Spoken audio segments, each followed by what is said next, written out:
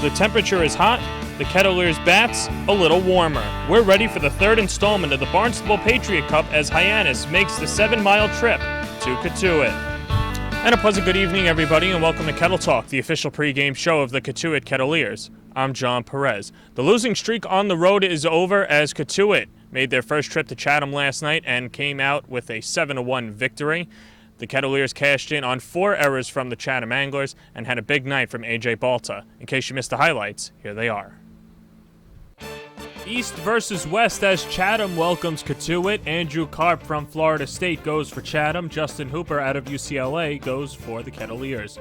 Bottom 3, Hooper in a jam. Runners on second and third with 2 outs, and he gets Orlando Garcia to hit a tapper to first. Genesta beats out Garcia to end the frame. Top 4, Cotuit would strike first. With runners on second and third, Pat Dorian from Lynn lifts a ball to right. It's deep enough to score the run. A.J. Balta tags and scores 1-0 Cotuit. Next batter, Clay Fisher hits a chopper to third. The third baseman, Sean Bouchard from UCLA, throws it away. Another duck, this time Tim Sosnara scores 2-0 Cotuit. Top 5, after Cal Stevenson singled to right and advanced on the throw, A.J. Balta would come up to the plate with runners on second and third and 2 outs, and the Oregon Ducks smacks a double to right center. Stevenson and Alonzo Jones come in to score 4-0 Kettleers. Top of the 8th, A.J. Balta, have yourself a night, 4 for 5, 3 RBIs. The Kettleers scored in 5 straight innings, and they get their first road win of the season as they beat the Anglers 7-1. You know, I was seeing the ball pretty well tonight, saw my fair share of fastballs and just took advantage of the ones that I got. Second at bat, sat on a little off-speed pitch, hit my first single, and then after that I just kept it rolling. Have you noticed? I thought AJ looked in practice like he was swinging the bat better, and you know, the first AB tonight we talked a little bit about actually after he came in the dugout, but he certainly anytime you get 4 hits and 4 hits that were, you know, stung pretty good like he did tonight. That's a wonderful night. You don't do that much in this game. So I'm really, you know, happy for him. I thought, you know, some other guys supported him really well swinging the bat. Also, Janista hit the ball really well, and, you know, a couple guys. Timmy had a ball down the left field line, and Dorian had a ball that I thought was out when we ran the bases pretty well. But it goes back also, though, I think, to pitching and defense. You know. Last night in Chatham, we caught up with Balta and Roberts after the game about the discrepancy between playing at home and playing on the road. You know, getting our first road win's big for the team. I think our mentality on the road had to change, and today we did what we needed to do on the road, and the scoreboard rewarded us, and I think if we keep this going on the road, it should roll well in our favor for the rest of the season. I think you start winning on the road when you are play really well. You know, road win, I don't know what it is. I don't even pay any attention until somebody mentioned to me before a game. To be honest with you, I didn't even know it. And I don't ever look at stats. So, you know, I think you win on the road when you become a good club. And up to the last, you know, 5, 6, 7, 8 games, really we weren't a good club. And, you know, we let some games get away from us, a 2-1 game at Hyannis, a 3-2 game at Falmouth. And it may come back to bite us in the end down the road somewhere. We'll see. But our goal right now is to win every game from here on out. So Cotuit, the winner last night. Let's take a look at the rest of the league. Yarmouth Dennis over Brewster 8-6. Corey Dempster from USC had a go-ahead pinch hit RBI triple in the bottom of the 8th. Will Toffee then followed that up with an RBI single. Falmouth has won 2 in a row. They brush aside Orleans at home. Tristan Gray from Rice, 1 for 4 with a 3-run homer, his first of the year. Falmouth, the day after using 2 pitchers to beat Cotuit, used 6 to fend off the Firebirds. Hyannis 6, Wareham 4. Peter Zyla from Duke, the go-ahead RBI double in the bottom of the 8th. Colton Shaver from BYU for Wareham, 2 for 3, 2 RBIs. He now has 22 runs batted in on the year, the most in the league. Harwich scored 2 runs in the 7th and 2 in the 8th to beat Bourne 4-2. Joe Doonan from NC State, 2 for 4 with a 3-run jack. So here are the standings. Harwich still the top dog in the East. YD moves to 3 games behind at second place. Orleans is tied with them. Chatham and Brewster rounded out. In the West, Wareham on top at 12-9-1. Falmouth and Bourne are separated by half a game. Hyannis on top of Cotuit by 4 games. So there are the scores and the standings, and the man standing to my left from UC Santa Barbara, Clay Fisher, who came over a couple of days ago and introduced yourself to the Cape League in fine fashion with the Grand Slam. Could you have thought of a better way to just get thrown into a game and make an impression like that? No, I only hit one home run all year, so I really wasn't expecting to do that. And the wind was blowing out pretty hard, so just put one in the air, got lucky, but it was a fun way to start, yeah. Now, you're kind of stealing my thunder here with the one home run at UCSB, but with that said, is that something that you want to work on over your final 2 years if you decide to stay that long, your power, or do you want to maintain the average? I think I would be more fit as an average guy. I mean, I've never really been a big power guy all my life, but I definitely want to get stronger, and maybe a couple more will go out next year, but definitely want to work on like contact and average and getting on base. Now, from LA, Santa Barbara's not that far away. I'm curious what the recruiting process is like, because you're already in a warm weather state where you can play baseball year round pretty much. What went into the decision to go to Santa Barbara? I went for a camp and just toured the campus and was there for a couple days, and the atmosphere just really fit me. And not too far from home, and good program, up and coming coaches, everything, the whole deal. So it's pretty easy for me. Now, your head coach, Andrew Checkett, says this isn't his first rodeo, and he's hauled in some pretty impressive recruiting classes. So I'm kind of curious what maybe your competitive edge is when you're part of that recruiting class. Obviously a big shot in high school. Now you're once again a small fish in a big pond. What are those first couple of weeks like for you? It's always fun to try to be a part of that was my thought process. I wanted to try to be a part of an upcoming program, so it was fun. Me and my recruiting class with me, we all worked pretty hard and did stuff right, and if you do that, good things will happen. So now, at least for you, I'm sure you're not used to as much failure on the diamond, but your first 13 games last year, only hitting about above 100, then you sit for 2 weeks. What did you learn about yourself before you were able to come back and get out of that schneid? Well, I got hurt. That was what it was. Okay. And I just worked. I went back home. They went to Wichita State, so I got to go back home and rest and kind of give my mind a break, and just hit a little bit, figure some stuff out, and yeah, it worked out a little bit. So, how much easier is it in year 2 at Santa Barbara as opposed to maybe year 1 in terms of now your feet are wet and you get thrown into probably some of the biggest baseball games of your life, going to the College World Series? So what are, I guess, yeah, you have more time to focus on getting better and not just freaking out about all the new things going on. So just 1 year of experience is a whole lot. Now, a lot of college players dream of playing in Omaha for the College World Series. You got to do it this year. What is that atmosphere like? Because that's kind of like a major league atmosphere, but you're still dealing with 18 to 22-year-olds. So what's that like? We got a little taste of it at Louisville in the Super Regionals. They had tons of fans there. And then obviously Omaha, huge crowds. But once you get in between the foul lines, it's kind of zone out. And you just play the game, and then after the games, you just look up and realize what you're playing in front of, and it was pretty awesome. Have you maybe had, verbal sparring with maybe Rio Gomez from Arizona about the World Series or any of that? Are there any bragging rights on the line, or does he just not touch that? Well, we both just home here in Cotuit. Also, how much of a chip on your shoulder do you have? It's nice to be here and nice to play, but I really am not going to change what I do, how I play. If people like me, they do. If they don't, they don't. So, have your coaches stressed to you maybe one area that they want you to get better in for next year and possibly a senior year? They would like me to get a little bigger, I guess, and just work on my approach. And the temperature is hot, the Kettleers bats a little warmer. We're ready for the third installment of the Barnstable Patriot Cup as Hyannis makes the 7-mile trip to Cotuit. And a pleasant good evening, everybody, and welcome to Kettle Talk, the official pregame show of the Cotuit Kettleers. I'm John Perez. The losing streak on the road is over as Cotuit made their first trip to Chatham last night and came out with a 7-1 victory. The Kettleers cashed in on 4 errors from the Chatham Anglers and had a big night from AJ Balta. In case you missed the highlights, here they are.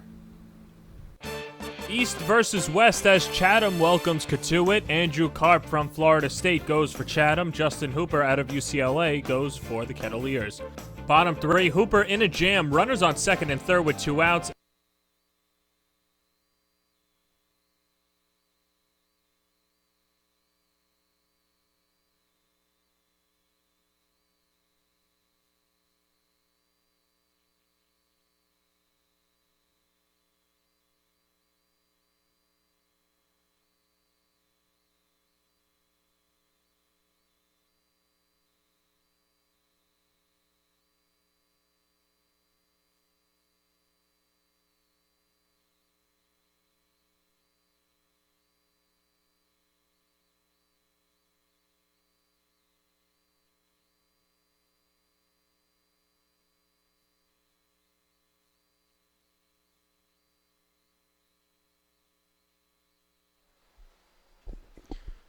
Welcome back to Kettle Talk as everyone leaves the field after a nice Star Spangled Banner rendition from the Cape Harmony. Let's give you the starting lineups for the Hyannis Harbor Hawks. Trey Truitt will lead off in center field from Mercer. Ford Proctor bats second at second base from Rice. Rutherford Rogers in the 3-4 positions, playing shortstop and left field respectively. Dylan Busby is the third baseman out of Florida State.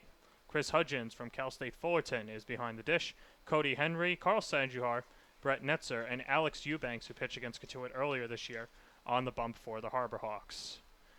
And now let's take a look at the Cotuit Kettleers. Pretty similar lineup. Genesta will lead it off. Alonzo Jones at second base. His foot is feeling significantly better. Cal Stevenson in the 3-hole. AJ Balta, who had himself a day yesterday in the cleanup spot. Jason DeLay, Pat Dory, and Fisher, Brody, Albie Wise, and on the mound is left-hander from Arizona, Rio Gomez. This has been Kettle Talk. Jason Doro and Aiden Doyle will have the call the rest of the way.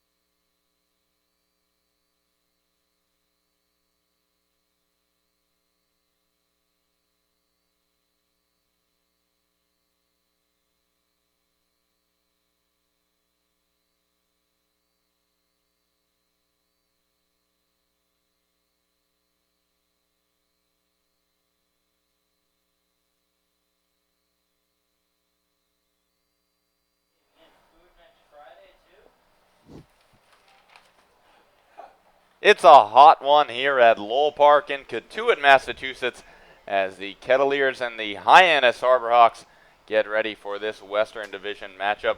Thank you for joining us. I'm Aiden Doyle. Next to me, Jason Doro. You, sir, are a gentleman and a scholar, and we are just about ready to get things off as Rio Gomez on the mound for the Kettleers. Trey Truitt, right-handed hitting center fielder out of Mercer University, up at the dish, and he takes strike one over the outside edge. We'll be lucky that we're not sweating tonight, Aiden. 84 degrees and sunny at Lowell Park. Sun beating down, not much of a breeze. What breeze there is blowing out towards left center. Really no clouds in the sky. 1-1 the count on Truitt. Gomez deals. This one popped up down the right field line. Slicing into foul territory.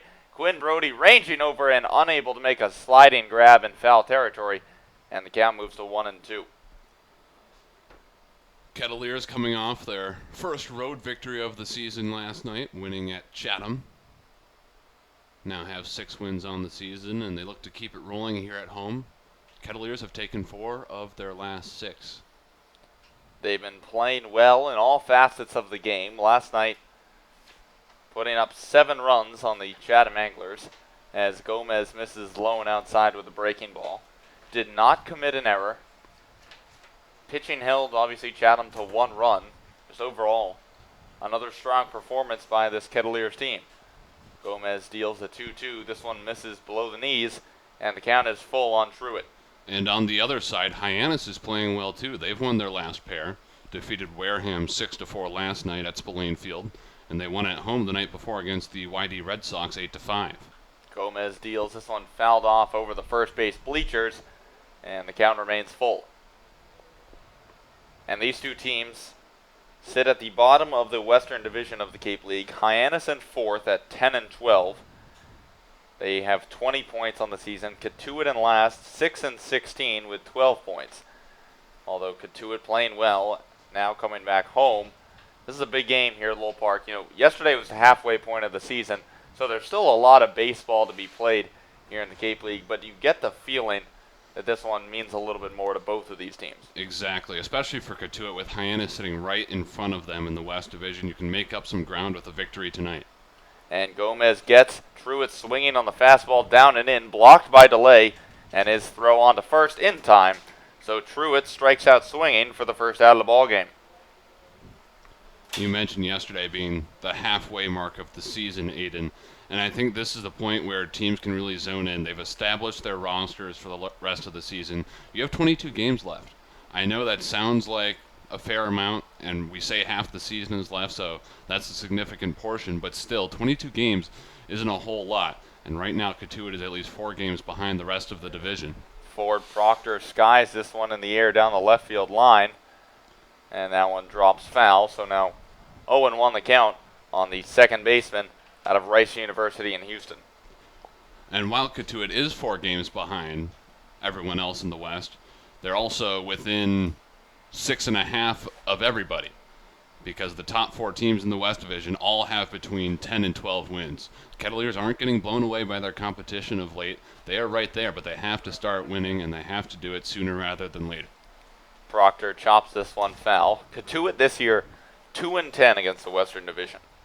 They've struggled against teams on the western portion of the Cape, and today is a great opportunity for the Kettleers to make up some ground in the division as DeLay jogs out the mound to have a chat with the lefty out of Arizona. And after the workout day tomorrow up at Fenway, they'll have the opportunity to play a lot of West Division teams in the following week. Wareham, Brewster, Hyannis due up Friday, Saturday, Sunday. This weekend, actually. Brewster in the East, but Hyannis and Wareham are right there in the West. This one lined towards short, fielded on a hop by Clay Fisher. High throw over to first, but in time, Proctor retired via the ground out to Clay Fisher at shortstop. Gomez looking good early on the mound. A lot calmer, he seems, than when he pitched on July 4th against Falmouth. He went just 1 inning in that ball game, gave up 2 runs. His teammate from Arizona, J.J. Matajevic, had a 2-run shot off of him. And he faces the number 3 hitter, Zach Rutherford now, shortstop out of Old Dominion. who swings through the off-speed pitch. Count now 0-1 on Rutherford. Gomez working from the windup. This one chopped fouled on the third baseline, and Gomez now ahead in the count. No balls and 2 strikes. Working quickly, too. Gomez not wasting any time on the bump. Working from the windup, kicks and deals. Fastball, this one misses low and inside. 1-2 now the count on Rutherford.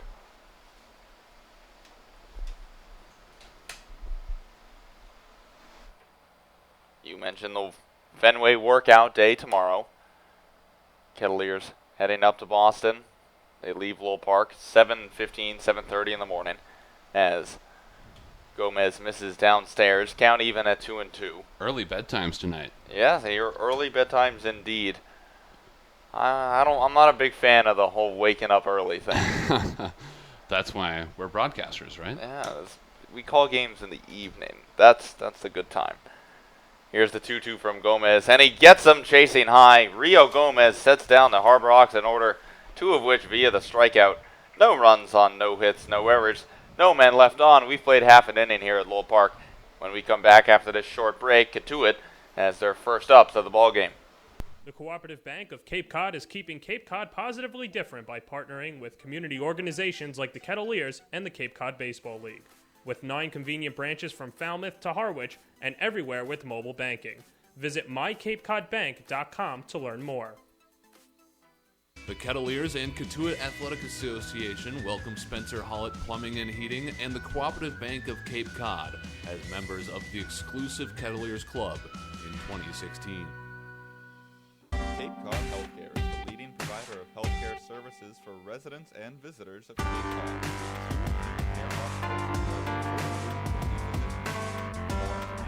Please visit capecodhealth.org. The Beach House Grill at Chatham Bars Inn Resort and Spa is the perfect spot for a seaside lunch or evening clamping. A proud member of leading hotels of the world. Earn a bachelor's or master's degree, complete a certificate, or take a single course through the Division of Continuing Education and Graduate Studies at Curry College. Classes run days, evenings, and weekends in Milton and Plymouth. To learn more about programs in business, criminal justice, education, nursing, and more, visit curry.edu. Bottom of the first here in Cotuit. Grayson Genista leading things off. Alonzo Jones waits on deck, and Cal Stevenson in the hole for the Kettleers. Genista, first baseman out of Wichita State, went 3 for 4 last night in Chatham, and he puts a charge into this one deep to center field. Trey Truitt ranging back and makes the play just short of the center field fence here at Lowell Park. Grayson Genista, first pitch swinging. That one deep to center field, but just a loud out. I feel like we've seen this before. Was it just 2 or 3 nights ago here at Lowell Park when Genista hit a deep fly ball to center and then the guy batting right behind him got out on a 380-foot fly ball to start off the ball game, or to start off the Kettleers' first at-bats of the day? It was Jackson Klein who had a long fly ball out to left center. Now Alonzo Jones batting in the 2 spot, takes strike 1 over the outside part of the plate. Alex Eubanks on the hill tonight for the Harbor Hawks, right-handed starter out of Clemson University. And he misses down and in with the off-speed pitch. 1-1 now the count on Jones. I was thinking of the 9-4 victory against Falmouth. It started off with Genista and Klein back-to-back flyouts to center. And Jones right back up the middle over the head of Eubanks and into center field. Alonzo Jones aboard with the base hit with 1 down in the bottom of the first. And Eubanks, like I mentioned, on the hill tonight for the Harbor Hawks. Got the start back on June 24th at McKeon Park in Hyannis against these Kettleers. That was a 2-1 Hyannis victory. Went 6 innings, allowed only 2 hits, no runs, walked 1 and struck out 4. Alex Eubanks, so far this season, started 4 games, has thrown 25 innings, struck out 15, only walked 2, and has a 1.56 ERA on the year. Good numbers, very good numbers all around. And we saw him against Cotuit. He has some good heat on the fastball, and at the same time can mix things up velocity-wise, off-speed. misses low and outside to Cal Stevenson. Center fielder tonight, headed to the University of Arizona next year. Left-handed batter against the right-handed throwing Eubanks. Alonzo Jones leads off of first. Third baseman Busby playing in on the infield grass. Jones takes off, and this one lined in the air to left center field. Moving to his left is Rogers. That one will drop in. Alonzo Jones moving to third. Cal Stevenson on to second on the throw. And now 2 men in scoring position for the Kettleers. And A.J. Balta coming to the plate. And who else would Mike Roberts want up right now? A.J. Balta coming off a 4-for-5 ball game a night ago at Chatham. 2 doubles in that contest, 3 RBI, a pair of singles as well. He has been the hottest hitter in this Cotuit lineup. It was last night's stud of the game. Went 4 for 5, 2 doubles, 2 runs scored, 3 RBI, and a stolen base. He's batting .600 in his last 3 games with a home run, 4 RBI, and 4 runs scored. And he takes a strike over the inner part of the plate as Eubanks deals the fastball. Here's the 0-1. Off-speed pitch. This one misses low and outside. Count evens 1 ball and 1 strike to Balta. Eubanks working from the stretch. Looks into his catcher, Chris Hudgens. Now gets what he wants. And deals this one in. Snap throw down to third, and they pick off Alonzo Jones. Chris Hudgens with a strong throw down to third. Caught Alonzo Jones too far off of third base. And the second out of the inning with the 2-5 pickoff. That's tough. Making the second out of the inning at third base like that after you got 2 men in scoring position with 1 down. Tough break for the Kettleers. 3-1 now the count on Balta. So he takes ball 3. Still a runner in scoring position as Cal Stevenson leads off of second. 3-1 the count. 2 down in the bottom of the first. Eubanks looking back at Stevenson. Now turns towards home, and the 3-1 is chopped foul by Balta towards the first base dugout.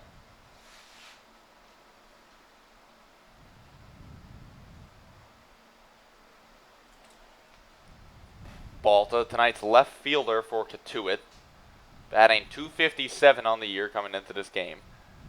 And he rips this one foul down the right field line, way out in front of that one, but hit it hard. Balta, a kind of super utility player for this Kettleers team. Plays right field, left field. We've seen him at second base. Plays first as well. Kind of served the same role for the University of Oregon this past year. And the count is full. Eubanks working from the stretch. Here's the payoff pitch. This one skied in the air down the right field line. Moving towards the fence is Cody Henry, and he'll let that one go as he runs out of room. A.J. Balta stays alive, and we'll do it again at Lowell Park.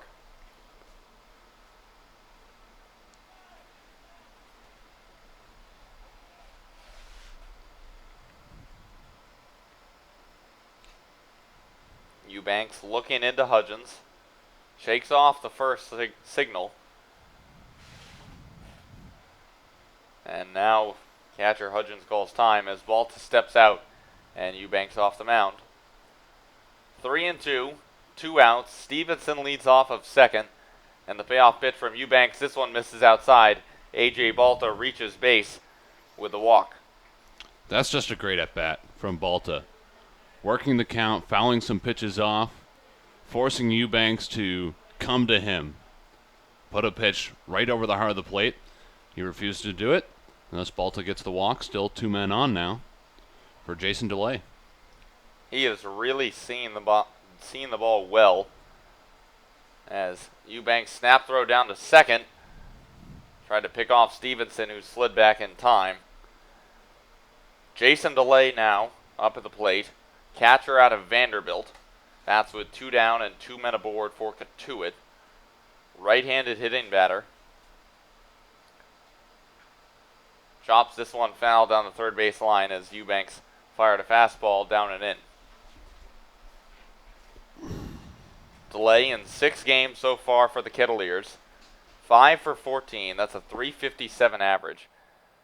Homered up at Spillane Field in Wareham back on July 2nd. And he rips this one into left field towards Rogers, but right at him as he puts it away for the 3rd out of the inning. No runs on 2 hits, no errors. 2 men left on for Cotuit. We've played 1 here at Lowell Park. Still no score. You're locked in to Kettleers baseball. Cape Cod Healthcare. Expert physicians, quality hospitals, superior care. Urgent care is now available at 4 Cape Cod Healthcare locations: Hyannis, Falmouth, Sandwich, and Harwich. Open after hours and weekends, staffed by ER physicians. Expert care when you need it. Learn more at capecodhealth.org/urgent care. Do you know what that sound is? That's your new digital marketing department. And that'll be your new web designer. And that's Haibu, where these experts are joined by many more, from web designers to search marketing specialists, who work hard to get your business noticed online and on mobile. Best of all, Haibu can do it all for you, or give you the tools to do it yourself. To find out more, go to haibu.com. That's HIBU.com. Or call 855-464-HIBU. Oh, that'll be your next new customer. Haibu, made for business. Visit Stars Restaurant at Chatham Bars Inn Resort and Spa for a world-class dining experience, a proud member of leading hotels of the world. If you're looking for quality plumbing and heating work, call Spencer Hallett at 508-428-6080 or visit their website at hallettplumbing.com. Curry College offers 14 NCAA Division III athletic teams in sports such as football, baseball, softball, basketball, hockey, soccer, lacrosse, tennis, cross country, and volleyball. Read about the success of the Curry Colonels and their championship teams. It's all online at curry.edu. What's donated here stays here. All blood that is donated to Cape Cod Healthcare stays on Cape Cod to help the lives of your friends, family, and neighbors. Learn more about donating blood, platelets, or hosting a blood drive at capecodhealth.org/blood center. The Sacred Cod Tavern at Chatham Bars Inn Resort and Spa is a quintessential New England dining experience for lunch or dinner. A proud member of leading hotels of the world. 4, 5, and 6 due up for the Harbor Hawks here in the top of the 2nd inning. Still no score between Cotuit and Hyannis. Rio Gomez still works on the mound for the Kettleers, and he deals a fastball. This one misses high and outside to Jordan Rogers, tonight's left fielder for the Harbor Hawks out of the University of Tennessee. Gomez working from the windup. This fastball catches the outer edge to even the count at 1-1. I'm Aiden Doyle. Next to me, Jason Doro. Gomez working from the windup. Kicks and fires another fastball. This one fouled straight back. And the left-hander out of Arizona ahead in the count, 1 ball and 2 strikes. We didn't know that Gomez would start today until basically the very last minute here at Lowell Park. Between him and Connor Simmons, I'm guessing we'll get a chance to see both of them today. And Rogers goes down swinging as Rio Gomez picks up his 3rd strikeout of the game so far, and we're only through an inning and a third. Struck out 3 of the first 4 batters he's faced, and now Dylan Busby will take his chances against the lefty out of Arizona. Busby, 3rd baseman tonight for Hyannis, hailing from Florida State University in Tallahassee, Florida. Takes ball 1 high as Gomez misses high and outside. Gomez served primarily as a reliever for the Arizona Wildcats. And now kicks and deals. This one chopped foul by Busby. Count evens at 1 ball and 1 strike. And I think we'll probably primarily see him as a reliever for Cotuit as well, getting a spot start today. Misses outside with a fastball, 2-1 now the count on Busby. Of course, if he performs well, maybe he works his way into the starting rotation. We know Mike Roberts has been known to fluctuate with who he throws into that rotation. Made it seem like a 5th or 6th spot was kind of open. Gomez goes back to the fastball. This one misses high as well. Busby now ahead in the count, 3 balls and 1 strike. And Busby, only 8 games so far for Hyannis, but he's made the most of them. 10 hits in 27 at-bats. And he thinks he works the walk here. Tosses the bat towards the Harbor Hawks dugout, but it is indeed called a strike at the knees, and the count now full. Never good when that happens. When the bat leaves the hand and then you get a called strike. Umpires aren't exactly big fans of when batters do that. So the count now full on Busby. Gomez working from the windup, kicks and fires, and gets Busby swinging on the changeup. That is Rio Gomez's 4th strikeout through an inning and 2/3. And that pitch was in the same exact spot, and Busby knew that he couldn't let it go by again. Chris Hudgens, tonight's Harbor Hawks catcher, now coming to the plate. Hudgens, right-handed hitter out of Cal State Fullerton, comes into this game batting .235 in 11 games. Has 2 home runs on the year, and he takes ball 1 as Gomez misses with the initial offering.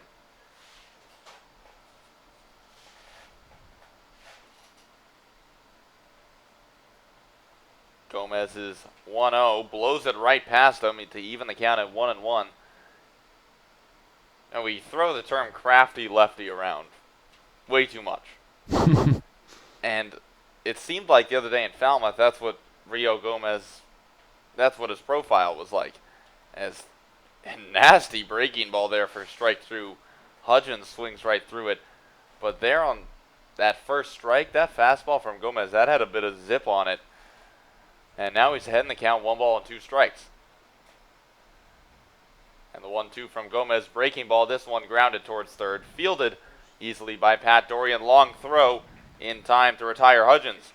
So 6 men have come to the plate against Rio Gomez, and 6 men have gone down.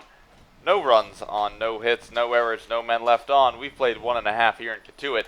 It's a beautiful day for baseball, still 0-0 between the Harbor Hawks and the Kettleers. You're listening to Kettleers Baseball.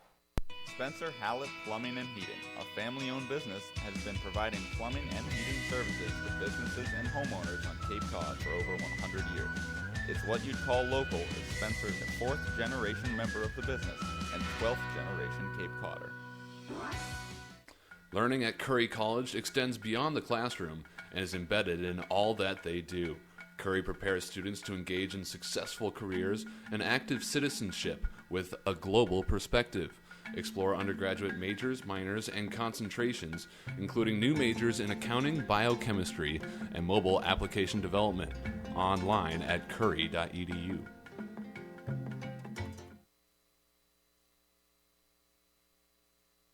The Cooperative Bank of Cape Cod is keeping Cape Cod positively different by partnering with community organizations like the Kettleers and the Cape Cod Baseball League.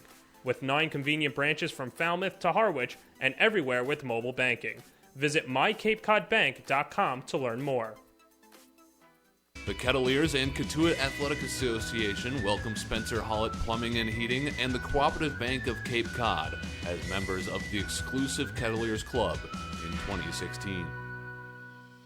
Cape Cod Healthcare is the leading provider of healthcare services for residents and visitors of Cape Cod.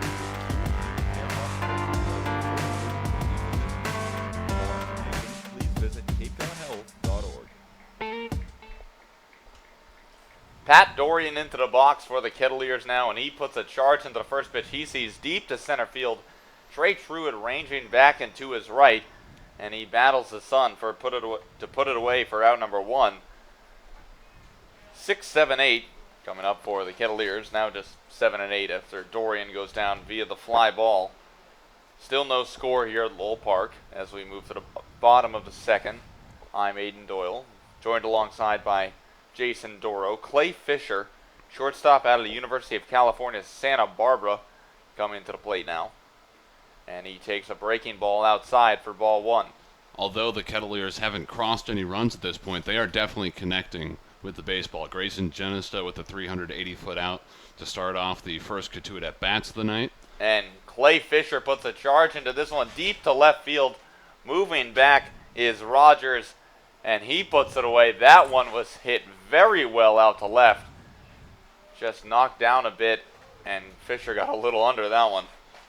Fisher just reiterating my point there. Another long out. I thought it was going to leave the yard off the bat. Jason DeLay hit the ball hard to end the first. Cal Stevenson had double to left center going the other way. The Kettleers are right on the screws right now.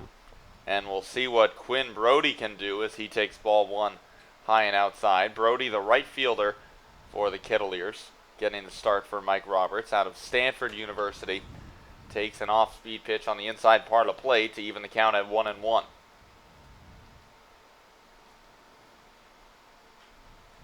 Brody takes a big cut at this one and fouls it away down the left field line.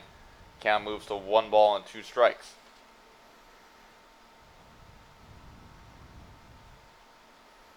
Eubanks working from the windup, looks into his catcher Hudgens, gets what he wants, and here's the pitch. This one lined out towards right field. Moving back is Netzer, and he makes a leaping grab, but doesn't make it.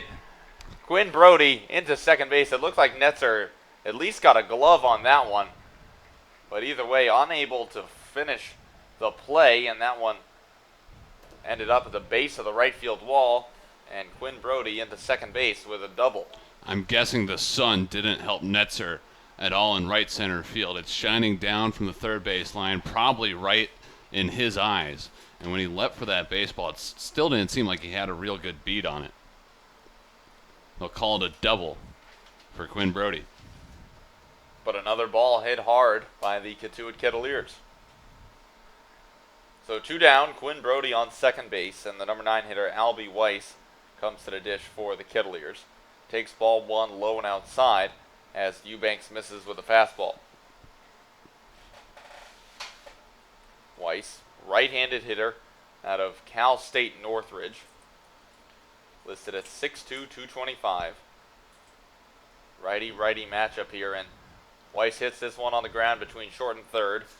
Busby moving to his left, fields and throws on to first for the third out of the inning. No runs on 1 hit, no errors. 1 man left on after 2 innings. Still knotted at 0 here at Lowell Park. You're locked in to Kettleers baseball.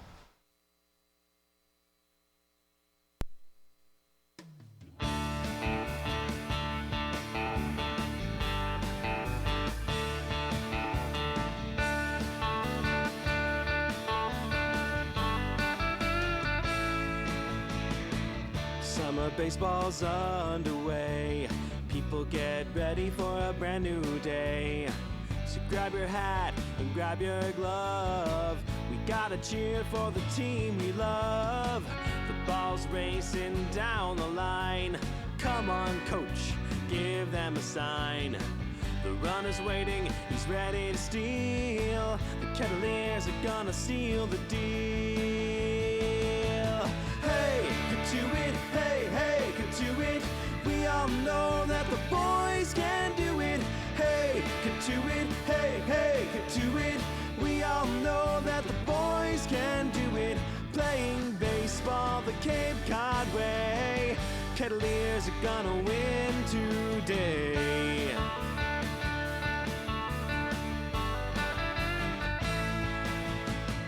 So dock your skiff and take a walk past the coop. It's 5 o'clock. Head on down to Lowell Park. We'll keep on playing till it gets dark. But first we've got a game to win. Give that pitch plenty of spin. Let's go, boys, let's get it done. We want to see a Cotuit home run. Hey, Cotuit, hey, hey, Cotuit. We all know that the boys can do it. Hey, Cotuit, hey, hey, Cotuit. We all know that the boys can do it. Playing baseball the Cape Cod way. Kettleers are gonna win today.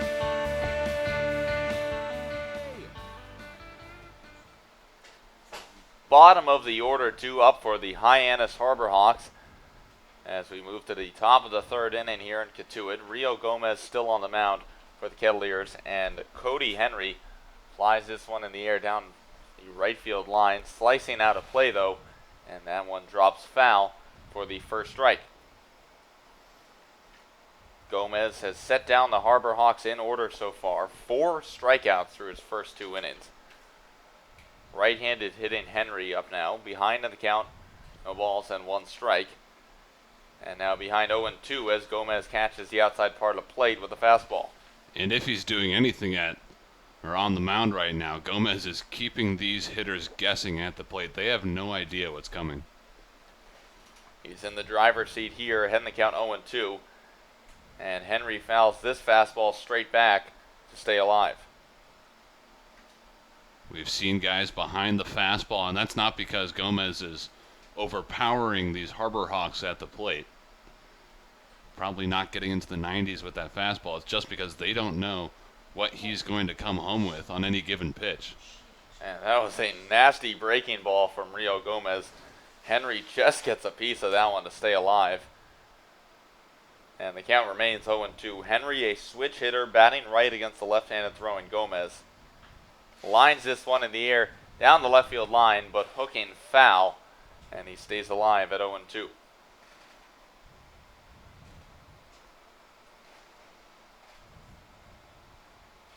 Henry, a member of the Alabama Crimson Tide baseball team, comes into this game batting .197 in 21 games for the Harbor Hawks. And he goes down via the strikeout. Rio Gomez has struck out the first batter of each of his 3 innings of work so far. That's his 5th K of the night. And we're through 2 1/3. You think he had a little something to prove? 2 names on the starting lineup today in the pitcher spot when these guys arrived at Lowell Park, both Gomez and Simmons. Then finally Mike Roberts says, all right, we'll go with Gomez today. He goes out there. I'm guessing that he had the mentality that he was going to prove that he earned this spot start today. And he's certainly put on a show so far. Ahead in the count 0-1 to Carl Stadjuar, who swings through another fastball from Gomez to fall behind 0-2. Stadjuar, tonight's designated hitter for the Harbor Hawks out of the University of New Mexico. Right-handed batter. Behind in the count 0-2 when Gomez deals a breaking ball that Stadjuar just gets a piece of. Rio Gomez almost picks up his 6th strikeout. That big looping curveball has these hitters off balance. And every time Gomez is getting ahead, he's getting ahead 0-1, 0-2. And then all of a sudden that opens up his options. The 0-2 from Gomez. This fastball misses high and outside. Moves the count to 1 ball and 2 strikes. Nothing hurt there. Throw a fastball high and outside. That's something that Stadjuar hasn't seen in this at-bat, nor most of the Hyannis hitters have seen at this point. Gomez's 1-2 gets Stadjuar on a half-hearted swing. That one about 15% of a real swing there. And that's what I'm talking about when I say that they don't know it's coming. Sorry, Aiden. For the 6th strikeout of the night through 2 2/3. Like, if he connects on that, that ball doesn't get out of the infield grass, even if he hits it right on the best part of the bat. They had no idea what's coming right now from Gomez.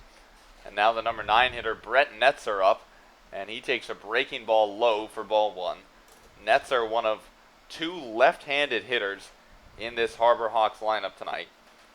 Playing right field, listed as a second baseman out of North Carolina Central. And he fouls this one off towards the Harbor Hawks dugout to even the count at 1-1. Netzer, .235 so far this year in 9 games, 8 for 34. Lefty-lefty matchup here between Netzer and Gomez, who kicks and fires the 1-1. That Netzer just gets a piece of. Fastball from Gomez over the outer edge. And Rio Gomez now 1 strike away from picking up his 7th strikeout through 3 innings. Time to start crawling through the record books. Gomez working from the windup. Here's the 1-2. And he gets him swinging in the dirt. Blocked by delay. Throw down to first in time. Rio Gomez putting on a show here at Lowell Park. 7 strikeouts through 3 innings. He strikes out the side. No runs, no hits, no errors, no men left on. We've played 2.5 here in Cotuit. Still tied 0-0 between the Harbor Hawks and the Kettleers. Keep it here. You're locked in to Kettleers baseball. The Cooperative Bank of Cape Cod is keeping Cape Cod positively different by partnering with community organizations like the Kettleers and the Cape Cod Baseball League. With 9 convenient branches from Falmouth to Harwich and everywhere with mobile banking. Visit mycapecodbank.com to learn more. The Kettleers and Cotuit Athletic Association welcome Spencer Hollett Plumbing and Heating and the Cooperative Bank of Cape Cod as members of the exclusive Kettleers Club in 2016.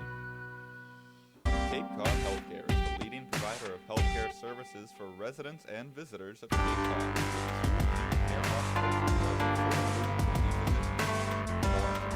Please visit CapeCodHealth.org. The Beach House Grill at Chatham Bars Inn Resort and Spa is the perfect spot for a seaside lunch or evening clamping. A proud member of leading hotels of the world. Earn a bachelor's or master's degree, complete a certificate, or take a single course through the Division of Continuing Education and Graduate Studies at Curry College. Classes run days, evenings, and weekends in Milton and Plymouth. Learn more about programs in business, criminal justice, education, nursing, and more. Visit curry.edu. Top of the order for the Cotuit Kettleers here in the bottom of the third inning. Grayson Genesta, Alonzo Jones, and Cal Stevenson do up against Alex Eubanks, the right-hander out of Clemson. Genesta calls time. He's ahead in the count, 1 ball and no strikes. For those of you just tuning in, you have missed quite a start so far for Rio Gomez, tonight's starter on the mound for the Kettleers, as Genesta chops this one foul to even the count at 1-1. Gomez, the left-hander out of the University of Arizona, has worked 3 innings, hasn't allowed a hit, and has 7 strikeouts after striking out the side in the the top of the third, as Genesta chops this one just to the right of the pitcher's mound, fielded by Eubanks, and the throw on to first in time for the first out of the inning.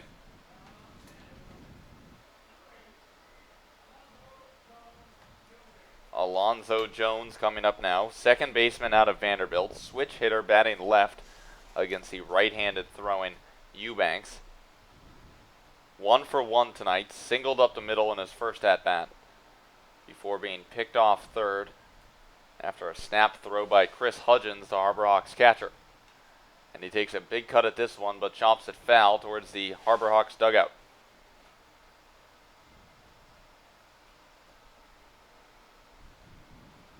Won the count to Jones. Eubanks working from the windup, kicks and fires. This one chopped back towards the Kettleers dugout. And now Jones behind in the count, 0-2.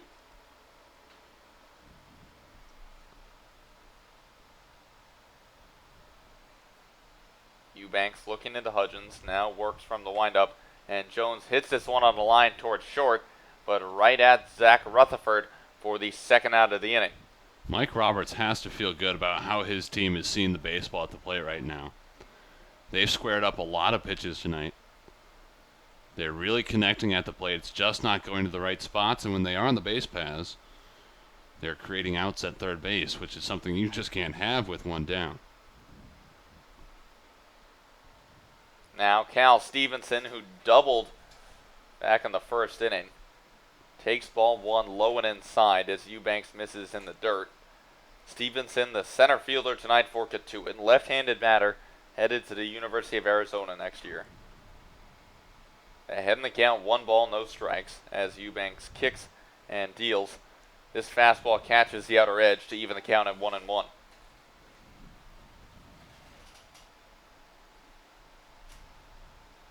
Right-handed throwing Eubanks. Looks in, kicks and fires an off-speed pitch. This one also catches the outer black, and Stevenson finds himself behind 1-2. Looks like Eubanks is settling in a bit on the mound, too. He's not having the command that Rio Gomez has had, nor is he getting ahead of hitters, but he's improving. And he loops this one towards short. Zach Rutherford doesn't have to move much, and he puts it away for the third out. No runs on, no hits, no errors, and no men left on. After 3 full between the Kettleers and the Harbor Hawks, it's still tied 0-0. Keep it right here. You're listening to Kettleers Baseball. Although we're going to send it down to our very own John Perez. You know him as the host of Kettle Talk. He's got a special field sideline report, and it goes right here. Yeah, thanks, guys. You know, tomorrow is a day off around the rest of the league, but it's really not an off day for the position players across the Cape League. They'll all head up in White Park tomorrow for their first major league-style workout at America's most beloved ballpark in Boston. And for the Kettleers, this year a little bit different. They don't have to share a bus with Brewster. They actually go by themselves with the catches. They have to get to Lowell Park at 7:15. They head up to Boston around 9, get about 45 minutes of infield, outfield, NBP. Every Major League scout will be there. But with that said, there's a lot of competition there, and a lot of players are ready for it. I spoke with a couple of players today saying that it was always a dream for them to play on Fenway Park, and they're going to get the opportunity tomorrow too. So it's position players, and not only are they putting themselves in a position to succeed, but a position to get themselves noticed because every Major League team will be there. So definitely a good opportunity for everyone else. Guys, back to you.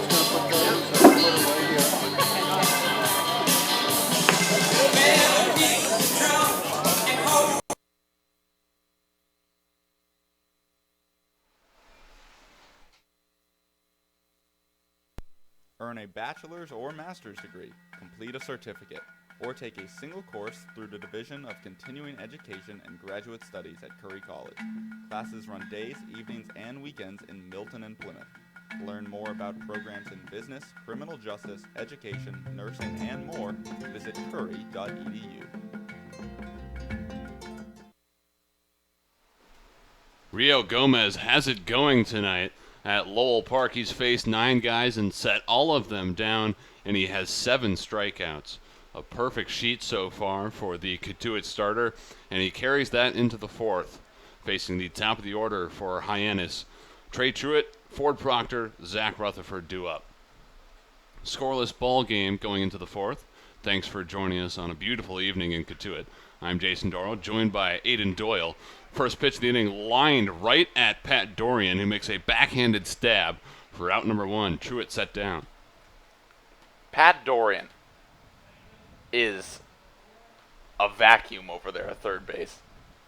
We saw last night him making plays that don't show up in the box score but prevent runs. He and Alonzo Jones were 2 of the most underrated players last night in that win over the Anglers for the Kettleers. Just showing off range, making plays that no one will see, like I mentioned, in the box score, but they have a big impact on the game, and there he does it again. Just keeping the ball in the infield with the glove. First pitch was a breaking ball to Proctor, called for a strike. Now the 0-1 also catches the plate. Proctor thought it was outside. Gomez maintaining that looping curveball, and he's up 0-2.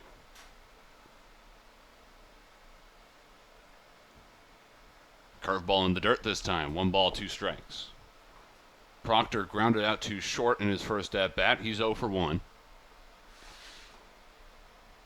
Cotuit has got a lefty warming in their bullpen. It looks like it was Connor Simmons, the other guy who was considered to maybe start today for the Kettleers. 1-2 pitch. Popped up left side. And this one will get into the Kettleers bullpen.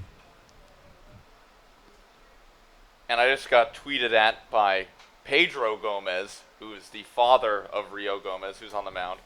He's a reporter for ESPN. I told him, Mr. Gomez, your son is putting on a show here at Lowell Park. 1-2 chopped up the middle. Here comes Jones. He has it on a couple of hops, throws on to first. Now there are 2 down in the 4th. As he continues to put on the show. No strikeouts yet this inning, but still nobody on base. And Mr. Gomez is watching this game via the YouTube live stream. So, wonderful. Jason, we have a viewer. We have at least 1 viewer. Appreciate it, Mr. Gomez.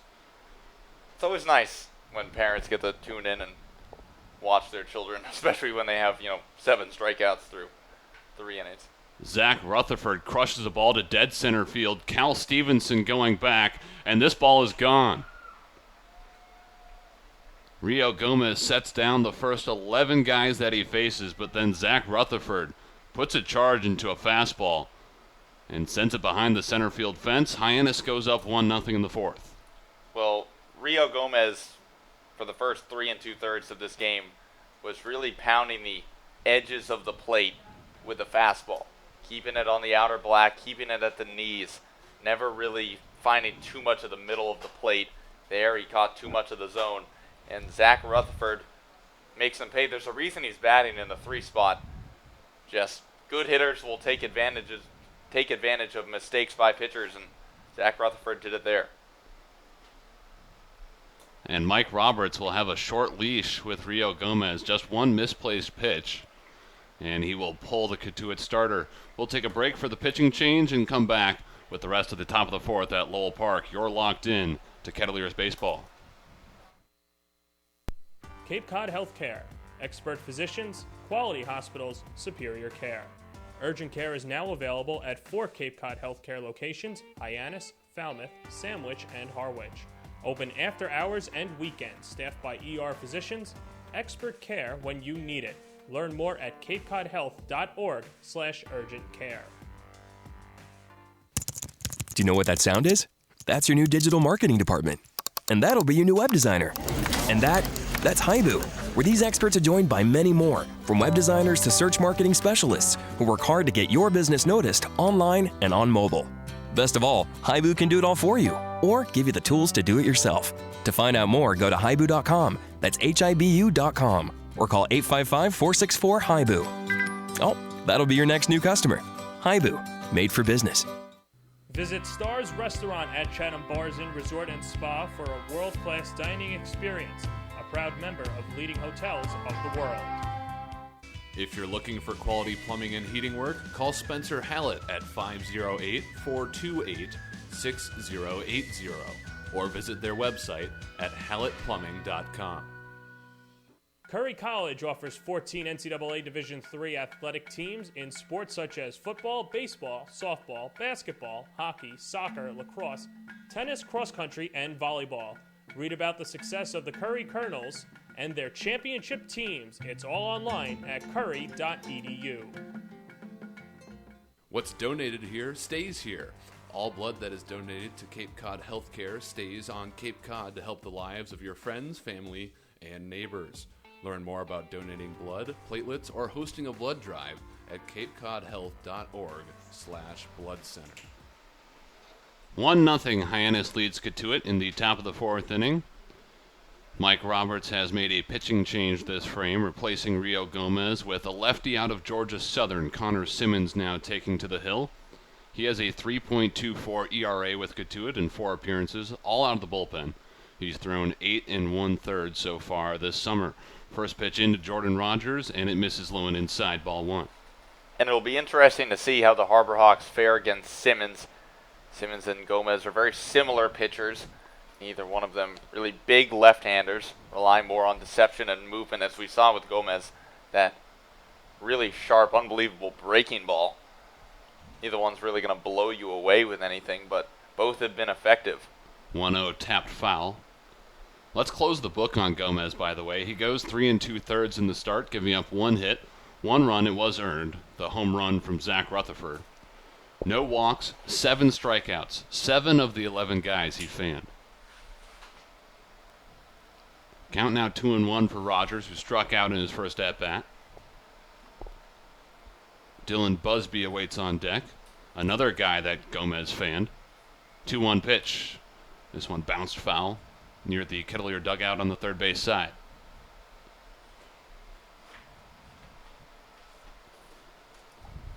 Cotuit aims for their 5th win in 7 contests tonight.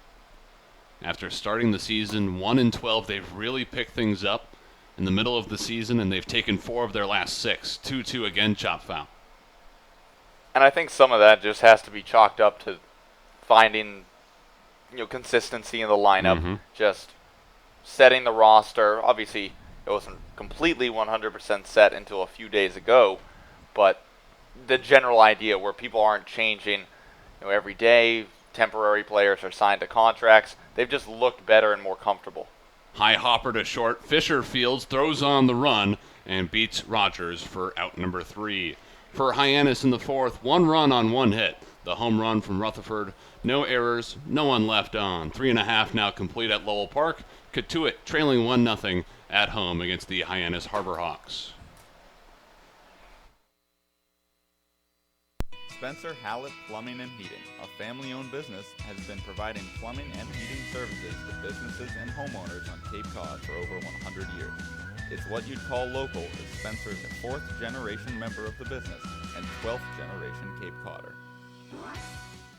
Learning at Curry College extends beyond the classroom and is embedded in all that they do. Curry prepares students to engage in successful careers and active citizenship with a global perspective. Explore undergraduate majors, minors, and concentrations, including new majors in accounting, biochemistry, and mobile application development, online at curry.edu.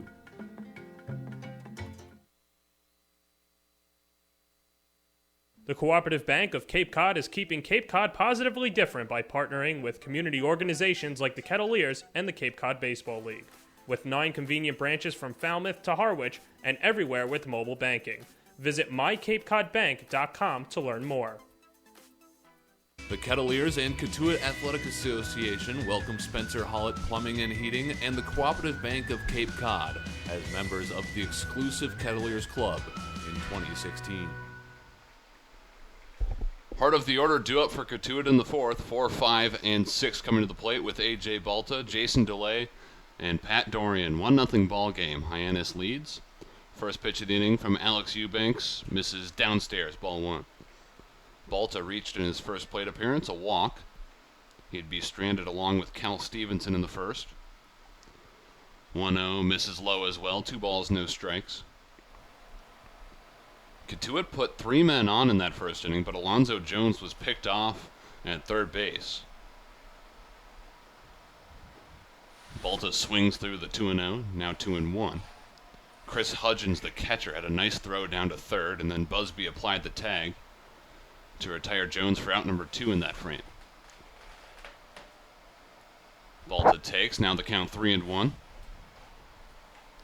And if there's a guy you want leading off an inning, if you're Mike Roberts right now, the answer's got to be A.J. Balta. Although you really just want him up all the time, whether it be with runners on or leading off.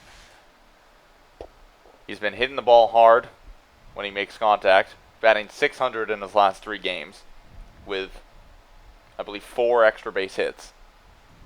But then he's also been getting on base. He walked in his first plate appearance back in the first. Wow, excuse me. Just really has been impressive since the calendar turned to July. Full count. And Balta lines one back up the middle. He's on for the second time today, this time with a leadoff single. Large round around first base. He thought about going for 2. Won't stretch it into a double. Retreats to first with that single. And that makes him 5 for 6 in these last 2 ball games. Well, you could see him there. Lines a base hit back up the middle. That's a single. Unless you're, Willie Mays Hayes. You're not stretching that one into a double. But he's just so into it. He's just so excited right now. The adrenaline's pumping through him.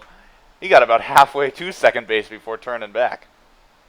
The second Willie Mays Hayes reference of the season, I believe. It's certainly up there. Jason DeLay, the catcher out of Vanderbilt, stands in. Nobody away yet in the 4th inning. Eubanks' first pitch on the way. DeLay is out in front. DeLay lined a ball out to left field in the first. Caught by Rogers. That would end the first inning, leaving 2 men on. 4 hits for Cotuit, but they have not crossed a run. Eubanks steps off, throws to first, and Balta's back in. Balta does have some speed. We saw him with that stolen base last night at Veterans Field in Chatham. He's not necessarily known for his wheels, but he can get down there.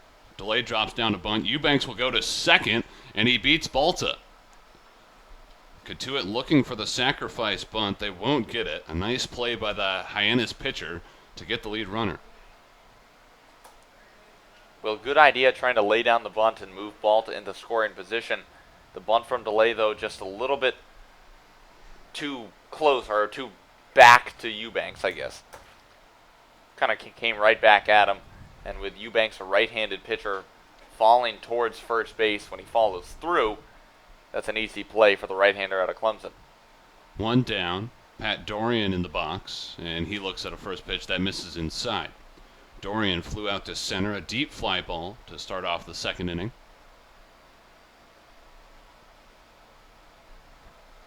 Eubanks comes set. quick look to first. Now he blows a fastball past a swinging Dorian. So far for Eubanks tonight, 3 1/3 innings of work. He's given up 4 hits, no runs obviously. 1 walk. He has not struck anyone out yet.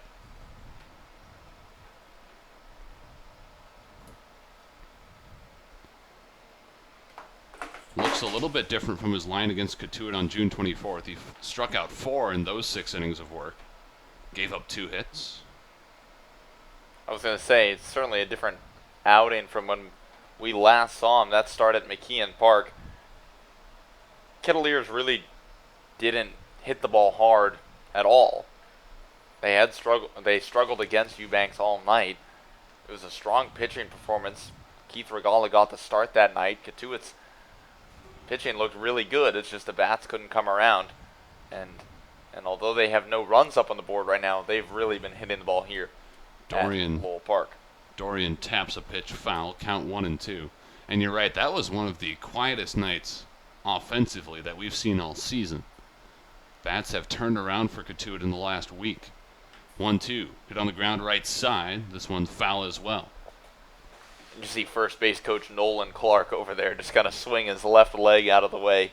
Last night, Corey Voss hit a line drive right off of his leg at Veterans Field. Our own Jonathan Waterman told us the exit velocity on that foul ball was about 93, 94 miles an hour. So it's like getting plunked with a fastball. Exactly. Nolan Clark down there, 90 feet away. Well, just took it. And then when Voss went down to first after reaching on an error, got a big hug from his first base coach. 1-2 count. Here's the pitch. Dorian swings, and he can't get a piece. Now 2 down in the 4th. Well, nice pitch there from Eubanks, burying it down into the dirt. Dorian hits the ball hard, but he's definitely more of a free swinger on this Kettleers team. Really aggressive approach up at the plate. When he makes contact, he hits the ball hard, but he also strikes out. Clay Fisher will dig in with 2 down. He flew out to left field in his first at-bat. Eubanks delivers. Fastball low, ball 1.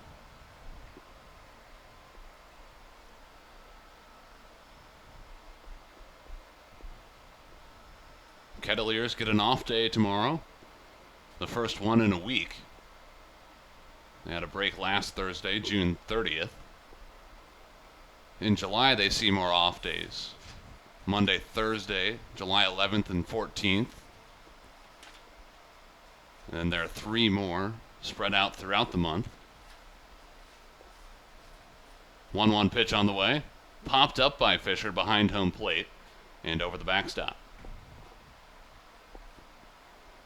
Fisher, a guy who tattooed a ball out towards left field in his first at-bat, although caught by Jordan Rogers just shy of the left field fence here at Lowell Park. It'll be interesting to see the approach Eubanks takes here.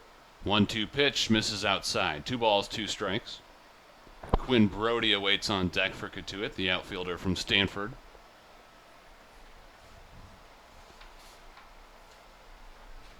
Eubanks ready. Comes home with a 2-2. Blasted by Fisher out to left. This one may have a chance. It's off the wall. Rounding second, heading for third is Delay. The throw back in, cut off by the third baseman Busby. Fisher in at second with a 2-out double. 2 men in scoring position now for Cotuit with 2 down. Well, as the late Yogi Berra would say, it's like deja vu all over again here at Lowell Park. Clay Fisher hits that one on a rope out towards left field. Rogers unable to make the play this time. The first time, Fisher got under it a little bit, had a little bit more height to it. This one just roped to left over Rogers' head, off the wall, and now Kettleers with 2 runners in scoring position with 2 down. Big chance for Quinn Brody to come through for Cotuit here. Brody is 1 for 1 today, doubled in the second. Swings at the first pitch and rips it into right field. It's down. Delay will score easy. They're sending Fisher home as well. He will score standing up. A 2 RBI base knock for Quinn Brody, and Cotuit takes their first lead of the ball game, 2-1. Quinn Brody has looked so much better at the plate and in the field the past week and a half, 2 weeks of this season than he did earlier in the year. It's like it's a completely different guy up there. The past 2 weeks, even when he's getting out, he's been hitting the ball hard. 2 for 2 tonight, double to right center, all the way to the wall there. And then that one, you could hang your laundry on it, as that one hooked but stayed fair, excuse me. Albie Weiss up. First pitch misses, 1-0. And you're right about Brody. It seems like he's come into his own mid-season here on Cape Cod. He and Jackson Klein seem like they needed a little adjustment. Maybe it's being on the other end of the country at Stanford. Long trip out here. Weiss now with a 2-0 count after Eubanks misses low. Without a doubt, it's an adjustment period, but I have been so impressed with Quinn Brody over the past couple of weeks as how he's bounced back from a rough start to the season, and he's been one of the more productive hitters on this Kettleers roster at a time when a lot of their rosters being productive hitters. Weiss hacks at the 2-0, and he misses. Pitch low and outside, just barely in the zone. Top of the order, waits on deck with Grayson Genesta. 2-1 offering, hit on the ground by Weiss, and it's just fouled down the third base line.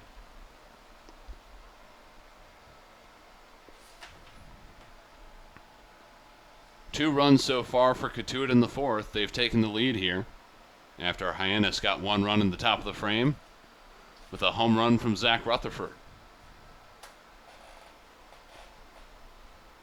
Eubanks looking in for his sign from Hudgens.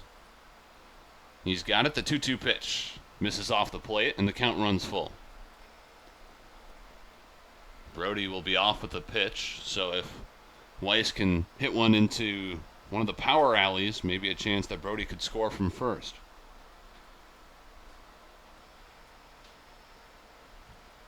Three-2 pitch. Swing and a miss. Weiss can't connect, and that does it for Cotuit in the fourth. They get 2 runs, though, coming on 3 hits, including a 2 RBI single from Quinn Brody.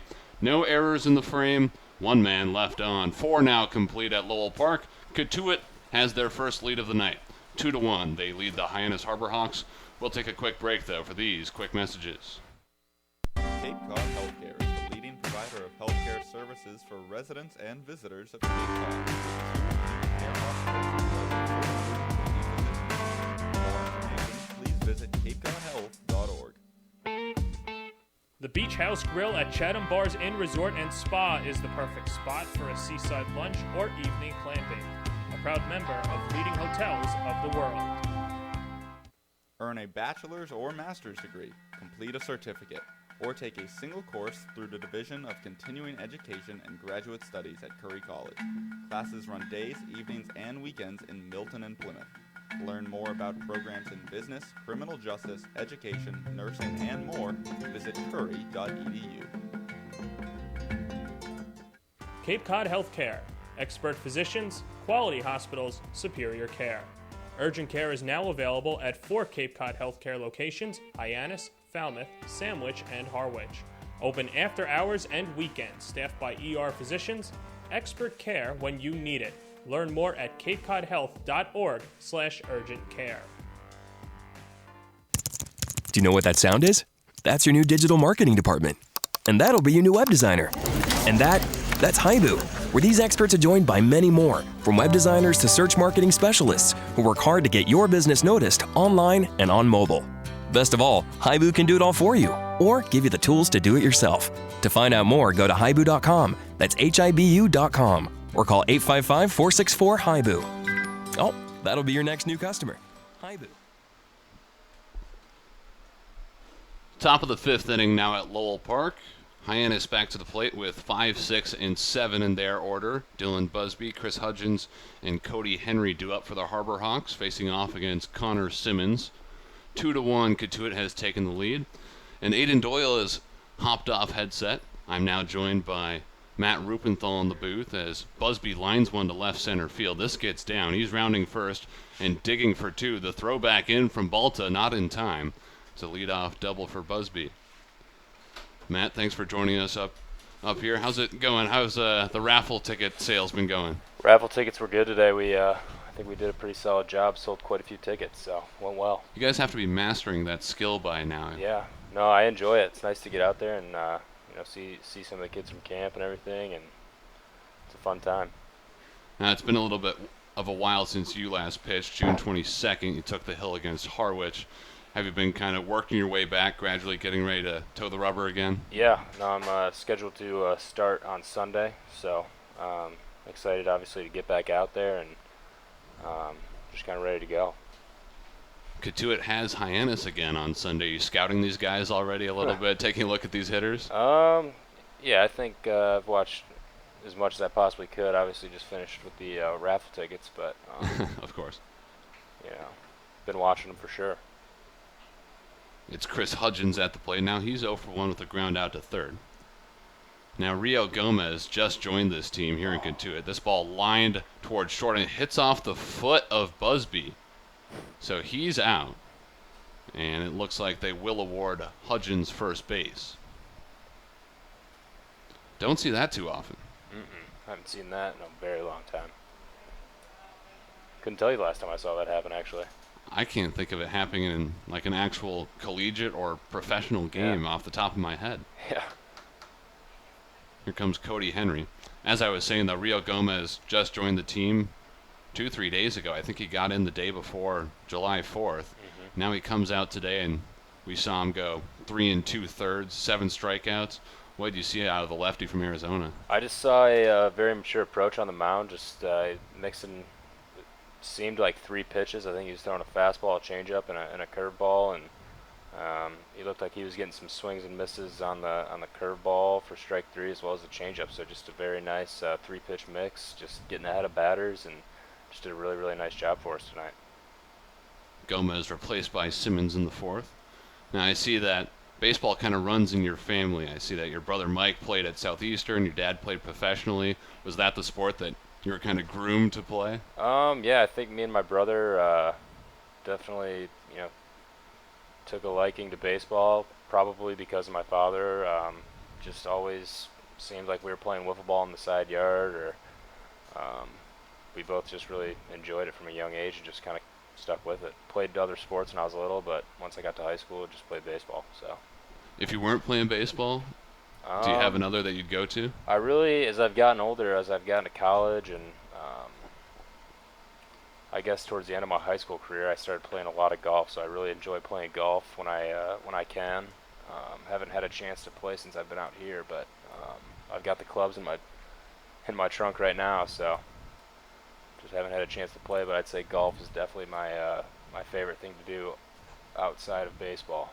That's a combo that I've always found very intriguing, the golf-baseball one, because the swing is much different. For a pitcher, I guess you guys don't have to worry about that as much. Yeah. But have you heard about hitters being concerned about playing golf during the baseball season? Yeah, certainly. Guys on my team at Vandy will not, usually will not touch the golf clubs while the season's going on if they're in the lineup. So, I really don't know too much about how it can mess your swing up a whole lot, because like you said, I feel like it is 2 different swings. So. I don't know. Maybe guys worry about it a little bit too much. I don't know. I've heard different things. I've also heard some really good hitters that play golf regularly. So I don't know. I guess it's kind of up to you personally. Must be a muscle memory kind of thing for those guys, able to differentiate the swings. Have you got the chance to play at all here on Cape Cod? No, I have not. I have not got a chance to play.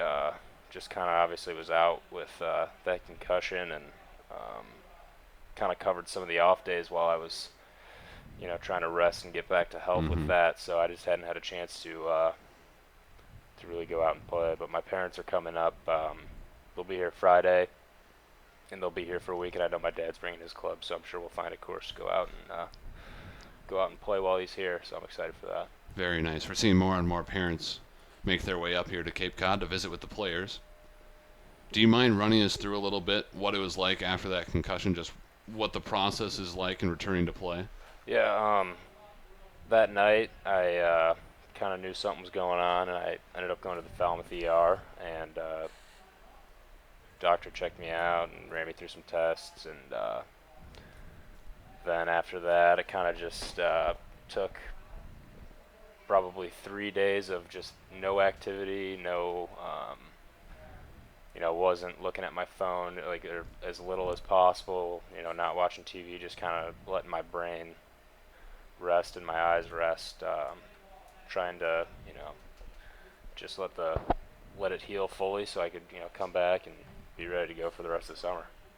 The transition back to full activity really never easy after one of those injuries. Looks like Mike Roberts might be going to the pen here and bringing in a new arm. So appreciate you coming up here, Matt. Thanks for spending the time. We look forward to seeing you on the mound on Sunday. Absolutely. Thanks for having me. We'll take a quick break. Keep it right here, though. You're locked into Kettleers baseball. Visit Stars Restaurant at Chatham Bars Inn Resort and Spa for a world-class dining experience, a proud member of leading hotels of the world. If you're looking for quality plumbing and heating work, call Spencer Hallett at 508-428-6080 or visit their website at hallettplumbing.com. Curry College offers 14 NCAA Division III athletic teams in sports such as football, baseball, softball, basketball, hockey, soccer, lacrosse, tennis, cross country, and volleyball. Read about the success of the Curry Colonels and their championship teams. It's all online at curry.edu. What's donated here stays here. All blood that is donated to Cape Cod Healthcare stays on Cape Cod to help the lives of your friends, family, and neighbors. Learn more about donating blood, platelets, or hosting a blood drive at capecodhealth.org/blood center. The Sacred Cod Tavern at Chatham Bars Inn Resort and Spa is a quintessential New England dining experience for lunch or dinner. A proud member of leading hotels of the world. Spencer Hallett Plumbing and Heating, a family-owned business, has been providing plumbing and heating services to businesses and homeowners on Cape Cod for over 100 years. It's what you'd call local, as Spencer is a 4th generation member of the business and 12th generation Cape Codder. Learning at Curry College extends beyond the classroom and is embedded in all that they do. Curry prepares students to engage in successful careers and active citizenship with a global perspective. Explore undergraduate majors, minors, and concentrations, including new majors in accounting, biochemistry, and mobile application development, online at curry.edu.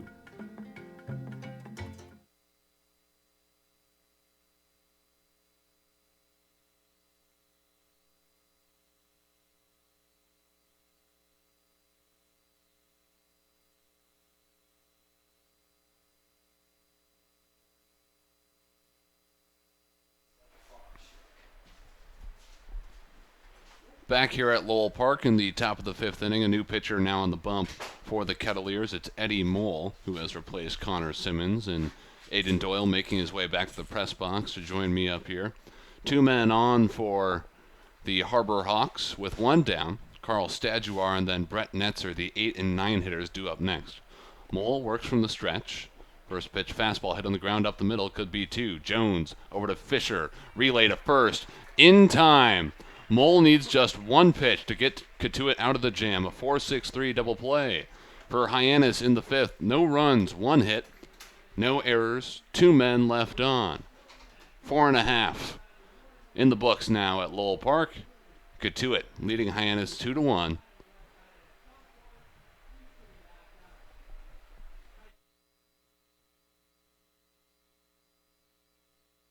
If you're looking for quality plumbing and heating work, call Spencer Hallett at 508-428-6080 or visit their website at hallettplumbing.com.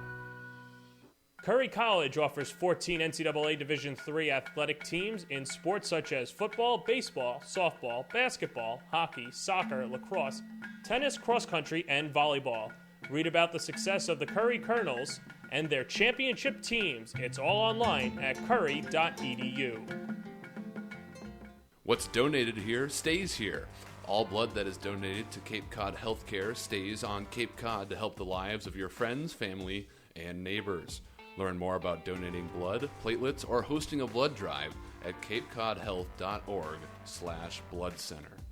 The Sacred Cod Tavern at Chatham Bars Inn Resort and Spa is a quintessential New England dining experience for lunch or dinner. A proud member of leading hotels of the world. Spencer Hallett Plumbing and Heating, a family-owned business, has been providing plumbing and heating services to businesses and homeowners on Cape Cod for over 100 years. It's what you'd call local, as Spencer is a 4th generation member of the business and 12th generation Cape Codder.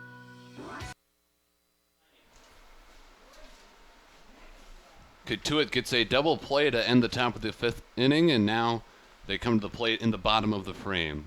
Top of the order due up with Grayson Genista, Alonzo Jones, and Cal Stevenson facing off against the Hyannis starter, Alex Eubanks. First pitch off the end of the bat, rolled toward third. Busby in, Fields throws to first. Genista retired for the 3rd time today. Eubanks bouncing back pretty well after that 2-run 4th inning for the Kettleers. Struck out Weiss to end the inning, and then gets Genista on a weak ground ball there. It'll be interesting to see how he continues to progress through this game and how far into this game the Harbor Hawks coaching staff will let him go. He's gone 6 innings in all of his last 3 starts, went 5 innings in his first start of the season for Hyannis. And he starts off Jones with a called strike. Jones is 1 for 2 today, singled in the first, was picked off at third base. Then he lined a ball out to short in the 3rd inning. 1-1 count after Eubanks misses off the plate. Good chance that we see a lot of Cotuit pitchers tonight. 1-1 swung on and missed by Jones.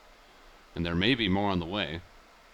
Kettleers bullpen has some action going on. Nobody currently throwing, but some stirring going on down the left field line. We used that word last night, stirring in the Kettleers bullpen. Stirring the kettle, if you will. 1-2 bounce to first. Henry flips it to his pitcher, and now there are 2 away. Well, I guess it is the right word to use in that situation. There's some activity, but activity just isn't the same as stirring. No. Nobody's throwing yet, but they're out there stretching, they're taking off their pullovers, jackets, whatever it may be. They're getting ready to come in. Stevenson squares, pulls back, it's ball 1. Or maybe they're just enjoying a nice game of hopscotch or something. The day that happens, I hope we get it on video. I'm sure our video producers, Hallie Harris and Kevin Kondoris, are going to make sure that when the Kettleers bullpen starts playing hopscotch. Those 2 are always on the ball, providing us the most excellent highlights. I can't wait for the hopscotch highlights. That will be the day. Well, before each game, we're down there by the bullpen. We might as well talk to them, be like, hey guys, we should have a hopscotch tournament. 1-2 pitch, bounced off the glove of Eubanks, and the speedy Stevenson will give the Harbor Hawks no chance to get him at first. Well, that one's going to leave a mark. Cal Stevenson ripped that baseball right up the middle, right off of the left leg of Alex Eubanks. Infield single for Cal Stevenson. That's the 2nd hit of the day.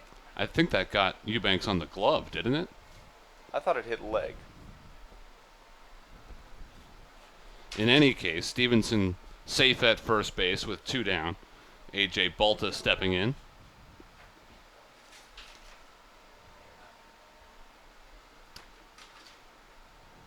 Eubanks delivers. First pitch called for a strike. The throw down to second. They get the tag on Stevenson, who didn't slide in. He was caught standing up, and he's caught stealing to end the 5th. For Cotuit in the frame, no runs, no hits, no errors, no men left on. 2-1 the scoreline. Hyannis on top of Cotuit. We'll take a quick break and be right back at Lowell Park. The Cooperative Bank of Cape Cod is keeping Cape Cod positively different by partnering with community organizations like the Kettleers and the Cape Cod Baseball League. With 9 convenient branches from Falmouth to Harwich and everywhere with mobile banking. Visit mycapecodbank.com to learn more. The Kettleers and Cotuit Athletic Association welcome Spencer Hallett Plumbing and Heating and the Cooperative Bank of Cape Cod as members of the exclusive Kettleers Club in 2016. Cape Cod Healthcare is the leading provider of healthcare services for residents and visitors of Cape Cod. For more information, please visit CapeCodHealth.org. The Beach House Grill at Chatham Bars Inn Resort and Spa is the perfect spot for a seaside lunch or evening clamping. A proud member of leading hotels of the world. Earn a bachelor's or master's degree, complete a certificate, or take a single course through the Division of Continuing Education and Graduate Studies at Curry College. Classes run days, evenings, and weekends in Milton and Plymouth. To learn more about programs in business, criminal justice, education, nursing, and more, visit curry.edu. Cape Cod Healthcare. Expert physicians, quality hospitals, superior care. Urgent care is now available at 4 Cape Cod Healthcare locations: Hyannis, Falmouth, Sandwich, and Harwich. Open after hours and weekends, staffed by ER physicians. Expert care when you need it. Learn more at capecodhealth.org/urgent care. Top of the 6th inning now at Lowell Park. Hyannis brings 9-1 and 2 in their order to the plate as they trail by a run, 2-1 against the Cotuit Kettleers. Eddie Moll's first pitch of the frame bounced foul off the bat of Brett Netzer. Netzer is 0 for 1 today with a strikeout. And we've talked about Eddie Moll being the go-to guy out of the Kettleers bullpen for Mike Roberts, almost like a security blanket for this Kettleers bullpen. Leads the team. This is his 10th appearance, and he's pitched extremely well. Came into this game with a 1.72 ERA, 15 2/3. Only he's given up 3 runs, 9 strikeouts. Not bad for a kid coming from a small school in George Washington. 1-1 pitch, hit in the air left field. Going back is Balta, and he's got room to catch it for out number 1. Talking more about Eddie Moll, like you said, making his 10th appearance. Nobody else in this roster has made more than 6. David Garrix and Cal Becker each have 6 on the season. But that just shows how much Mike Roberts relies on this guy. Day in and day out. He's almost out there every other ball game.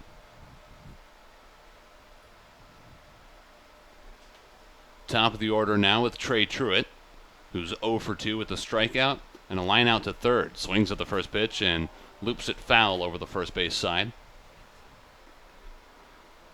Moll has a 1.72 ERA over 15 2/3 innings of work. 9 strikeouts, 7 walks. Last time he pitched was July 4th at Falmouth. Another big swing from Truitt, and it's bounced foul. And Moll with that sidearm delivery, down in the left field line in the Kettleers bullpen. Saw him throw a few pitches earlier before today's game, working on his slider with assistant pitching coach Matt Kinney. Just different arm angles, where he follows through. Less about the pressure applied by his pointer and middle fingers on his right hand, and more just that arm slot that he follows through with to create different spins and different planes at which the ball breaks on. Here's the 1-2 offering, breaking ball, and that just misses the outer edge. Good eye from Truitt. And there I think we saw it. That one looked pretty good to me from up here, but a good eye by Truitt to lay off it and even the count at 2-2. Moll comes set. Now comes home. Tried to bust Truitt inside. Brushes him back. Count now 3 balls, 2 strikes. Base is empty with 1 down in the top of the 6th inning. Cotuit up by a run at home. Payoff pitch on the way. Swung on and missed. Moll gets a strikeout for the 2nd out in the 6th inning.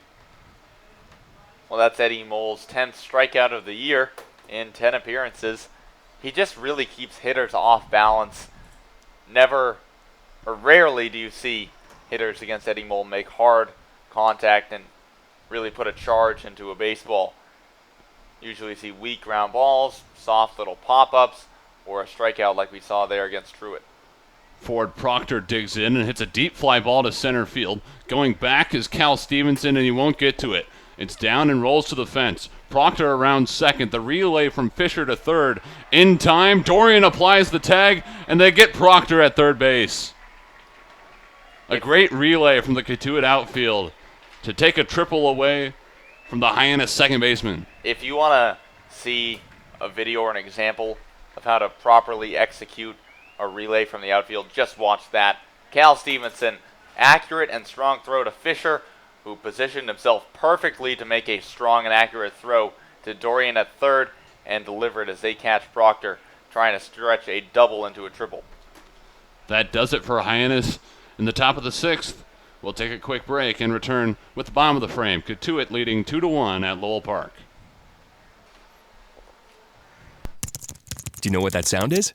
That's your new digital marketing department. And that'll be your new web designer. And that's Haibu, where these experts are joined by many more, from web designers to search marketing specialists who work hard to get your business noticed online and on mobile. Best of all, Haibu can do it all for you, or give you the tools to do it yourself. To find out more, go to haibu.com. That's HIBU.com. Or call 855-464-HIBU. Oh, that'll be your next new customer. Haibu, made for business. Visit Stars Restaurant at Chatham Bars Inn Resort and Spa for a world-class dining experience, a proud member of leading hotels of the world. If you're looking for quality plumbing and heating work, call Spencer Hallett at 508-428-6080 or visit their website at hallettplumbing.com. Kettleers return to the plate in the bottom of the sixth inning with a one-run edge. A.J. Balta, Jason DeLay, and Pat Dorian due up. It's the heart of the order with 4-5-6. Sun still shining down here at Lowell Park from the third base side. Some shadows from the trees along the left field side, creeping their way across the infield. Beautiful night for baseball in Cotuit. Thanks for joining us. I'm Jason Doro alongside Aiden Doyle, as Cotuit looks for their fifth win in 7 games. And for the second consecutive at-bat, A.J. Balta leading off the inning for the Kettleers.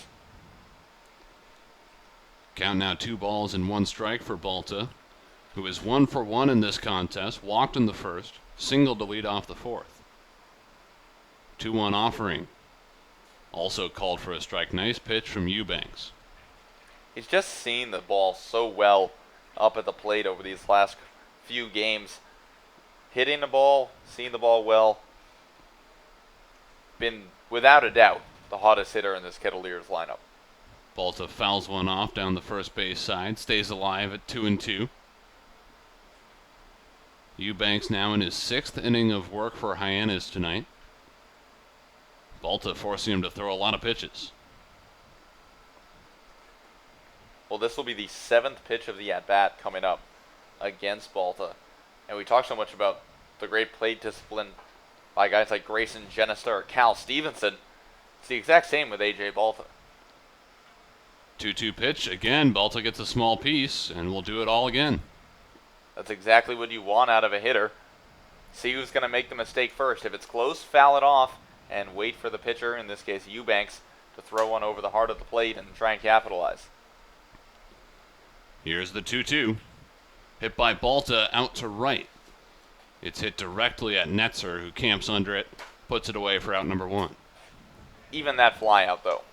Balta was right on top of that, just right at Brett Netzer out in right field. Still a good piece of wood by the left fielder out of Oregon.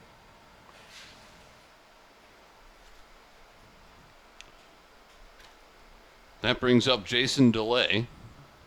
DeLay reached on a fielder's choice in the 4th, lined out in the 1st. He scored in that 4th inning off a 2 RBI single from Quinn Brody. 1-0, cut on and missed, make it 1-1.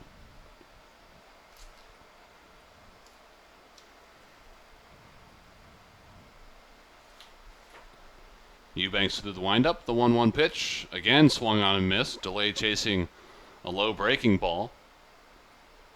Eubanks up 1-2. Bases empty with 1 down in the bottom of the 6th inning. 1-2 pitch, breaking ball fouled off by DeLay. Tonight is the 3rd contest of the season between Hyannis and Cotuit. The Harbor Hawks took both of the first 2. They won here on June 19th, and they won at home against the Kettleers on June 24th. DeLay swings and misses. A strikeout for Eubanks, and now there are 2 down in the 6th. We talked about how Eubanks would respond after giving up 2 runs in the bottom of the 4th, and he's done so very well. Set down the first 2 guys in order in the 5th, and then Stevenson was thrown out stealing second, and has now set down the first 2 guys here in the 6th. Pat Dorian up with 2 away. He's 0 for 2 on the night. Flew out to center in the 2nd, struck out in the 4th. 0-1 offering. Misses below the knees. 1 ball, 1 strike. As some of our Kettleer interns prepare for the big t-shirt toss. It's been a running competition to see who can toss the most successful t-shirts into the stands rather than missing short or long or even sometimes to the left or right. 2-1 inside. 3 balls, 1 strike. I know it's our job to be up here in the booth, but we got to get in on that at some point. We got to try our luck at shooting. They could do a half inning, I think. Yeah. We could get down there and back in time. Justin Hooper said he's ready for an inning of play-by-play. Yeah, we'll turn it over to Justin. Justin will take care of at least half an inning, maybe more. We go down. We shoot the T-shirts into the stands. We're the heroes of the day, Jason. Maybe even sing "Take Me Out to the Ball Game" during the 7th inning stretch. It's been done before. It's all there. Dorian draws a walk. He's on with 2 down. And Clay Fisher digs in. Fisher is 1 for 2. Flew out to left in the 2nd and doubled in the 4th. First pitch in the dirt, blocked by the catcher Hudgens, and he keeps Dorian at first base. Nice block there by Hudgens to keep Dorian at first. It's not an easy play for any catcher, but does an excellent job sliding to his right and keeping that ball in front of him. Hudgens really hasn't had to move a whole lot tonight because Eubanks has stayed in the zone. Fastball called for a strike, now the count 1-1.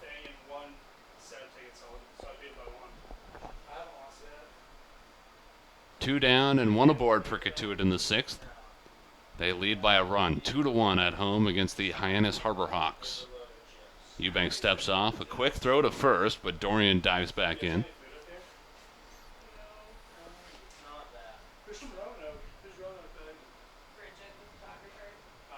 1-1 count for Fisher. Here comes Eubanks. Hit on the ground left side, and it's through the hole. A 2-out base hit for the shortstop from UC Santa Barbara.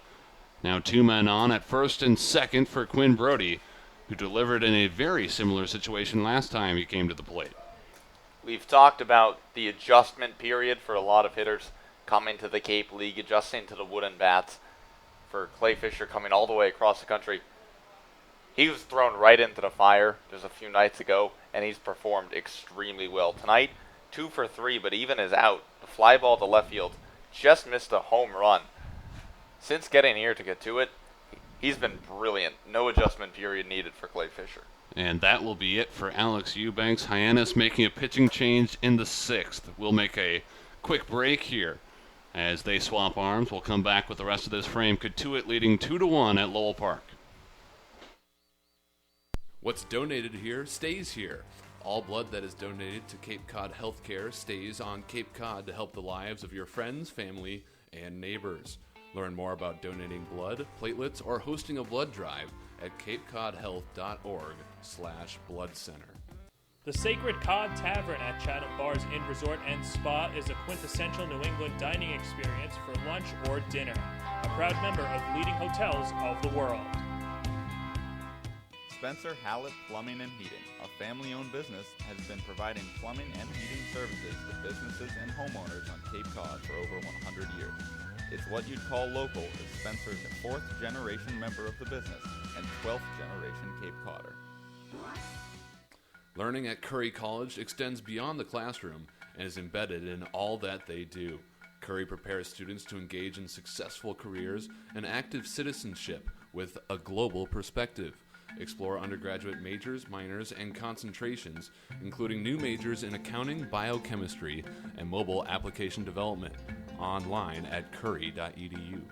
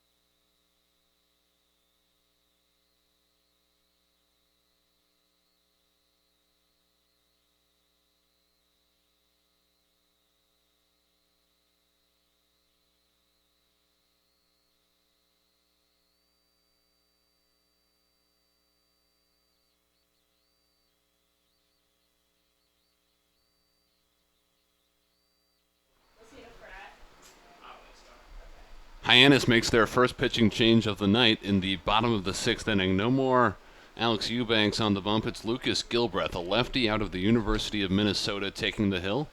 He's appeared in 6 games for Hyannis, all out of the bullpen, with a 6.42 ERA over 7 innings of work. 10 strikeouts on the season. Last time he pitched was June 28th against Falmouth. Here in the 6th, he inherits 2 runners, men on first and second, 2 down, and Quinn Brody at the plate. First pitch fastball misses well outside for ball 1. We've seen Brody do it against the right-handed throwing Eubanks. Now let's see him against the southpaw in Gilbreth. Brody, a left-handed batter. Different matchup. 1-0 also misses outside. 2 balls, no strikes.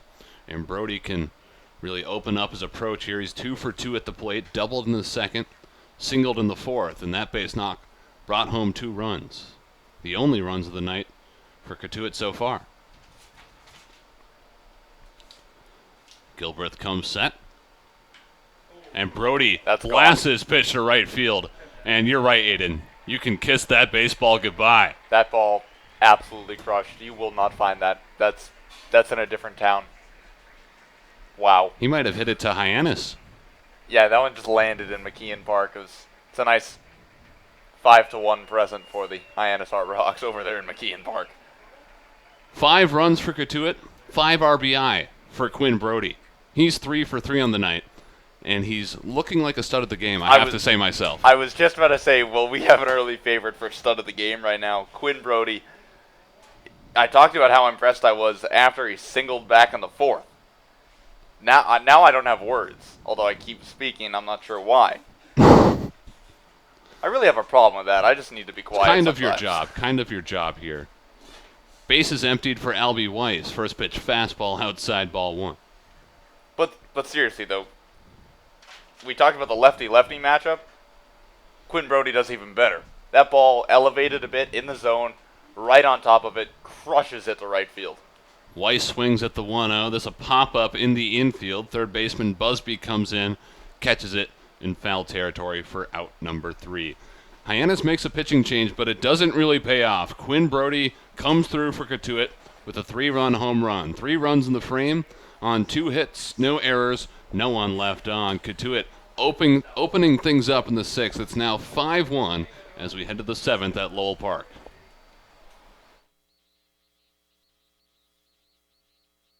The Cooperative Bank of Cape Cod is keeping Cape Cod positively different by partnering with community organizations like the Kettleers and the Cape Cod Baseball League. With 9 convenient branches from Falmouth to Harwich and everywhere with mobile banking. Visit mycapecodbank.com to learn more. The Kettleers and Cotuit Athletic Association welcome Spencer Hollett Plumbing and Heating and the Cooperative Bank of Cape Cod as members of the exclusive Kettleers Club in 2016. Cape Cod Healthcare is the leading provider of healthcare services for residents and visitors of Cape Cod. Care hospitals, for more information, please visit capecodhealth.org. The Beach House Grill at Chatham Bars Inn Resort and Spa is the perfect spot for a seaside lunch or evening clamping. A proud member of leading hotels of the world. Earn a bachelor's or master's degree, complete a certificate, or take a single course through the Division of Continuing Education and Graduate Studies at Curry College. Classes run days, evenings, and weekends in Milton and Plymouth. Learn more about programs in business, criminal justice, education, nursing, and more. Visit curry.edu. Cape Cod Healthcare. Expert physicians, quality hospitals, superior care. Urgent care is now available at 4 Cape Cod Healthcare locations: Hyannis, Falmouth, Sandwich, and Harwich. Open after hours and weekends, staffed by ER physicians. Expert care when you need it. Learn more at capecodhealth.org/urgent care. Do you know what that sound is? That's your new digital marketing department. And that'll be your new web designer. Back here at Lowell Park for the top of the 7th inning. Kettleers now on top of the Harborhawks by a score of 5-1 as Zach Rutherford, number 3 hitter and shortstop for Hyannis, leads things off with a base hit in between short and third. And the Harborhawks have the leadoff man aboard to start things off in the 7th. We are joined now in the booth by Colton Hawk, right-handed pitcher out of Stanford University, where he is teammates with Quinn Brody, who has all 5 RBI tonight for the Kettleers. 1, Colton, thanks for joining us. And 2, in your inter-squad matchups out there in Palo Alto, has Quinn ever hit a ball like that off of you? Yeah, I mean, first off, thanks for having me again. I enjoy coming up here. And second, I can't remember a ball specifically in the inter-squad, but I've seen Quinn's BP progress throughout the year. And it's really something special. I know he's got both teams watching when he steps up there, and the guy just has a ton of pop, and it's really fun to watch him, especially put over the trees out there, second diamond over the batter's eye, which stands probably 50 feet tall. And it's not uncommon to see something like that. But in terms of the inter-squad, I'm not really sure. I've been able to face Quinn quite a few times, and you know, after you face a hitter, especially at Stanford, watch him every day, you kind of learn his weaknesses. And, you know, I'm not going to say him publicly, but I think I usually get the best of him, to be honest. He may beg to differ, but I'll just go ahead and say that while he's down the field. Well, it doesn't look like there are any weaknesses tonight. Brody 3 for 3, a single, a double, and a home run, 5 RBI.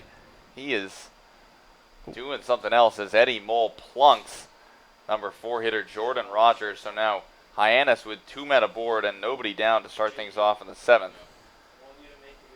Rogers reaches for the first time tonight, and now Mike Roberts taking a stroll out to the mound, and he's looking down towards the Kettleers bullpen.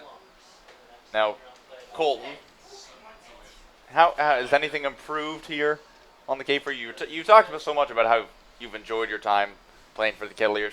You guys have played a lot better since the start of the season, since you first got here. It's got to be even more enjoyable now that the team's winning. Yeah, absolutely. I mean, it's a great question because, you know, the last 8 to 10 games, I just want to say I think the majority of them, if not 80 to 90% of them, have been, you know, within one run, whether it's a 3-2 ball game, a 2-1 ball game, 6-5. It's been right there. The team, you know, we just lacked, as Coach Roberts said, just lacked a little polish. And, you know, in all our wins, we see that polish. You know, they've been hard-fought wins, and we're doing the little things right. And, you know, with the deadline coming, we have a 30-man roster now that is complete. You know, it's the guys that we're going to spend the rest of this second half of the summer with. And I think we've kind of embraced that, to be honest, and kind of come a little closer, you know, on and off the field. It's made it a lot of fun. Not only are we out there to kind of, you know, benefit ourselves and you know, obviously do well ourselves, but we're kind of out there now for the team aspect to rally around this town a little bit because we have, I think, the greatest fans in the Cape, to be honest. Everyone that comes out and supports every game is the same fans, and you know, plus some, and it makes it a lot of fun. You mentioned having that 30-man roster set. That's also got to be a relaxing feeling, knowing this is what we've got. This is what we're going to go forward with. We can forget about, you know, temporary players leaving. They're all signed to permanent contracts at this point. You still have one guy in Jason Billis coming in from Coastal Carolina, but for the most part,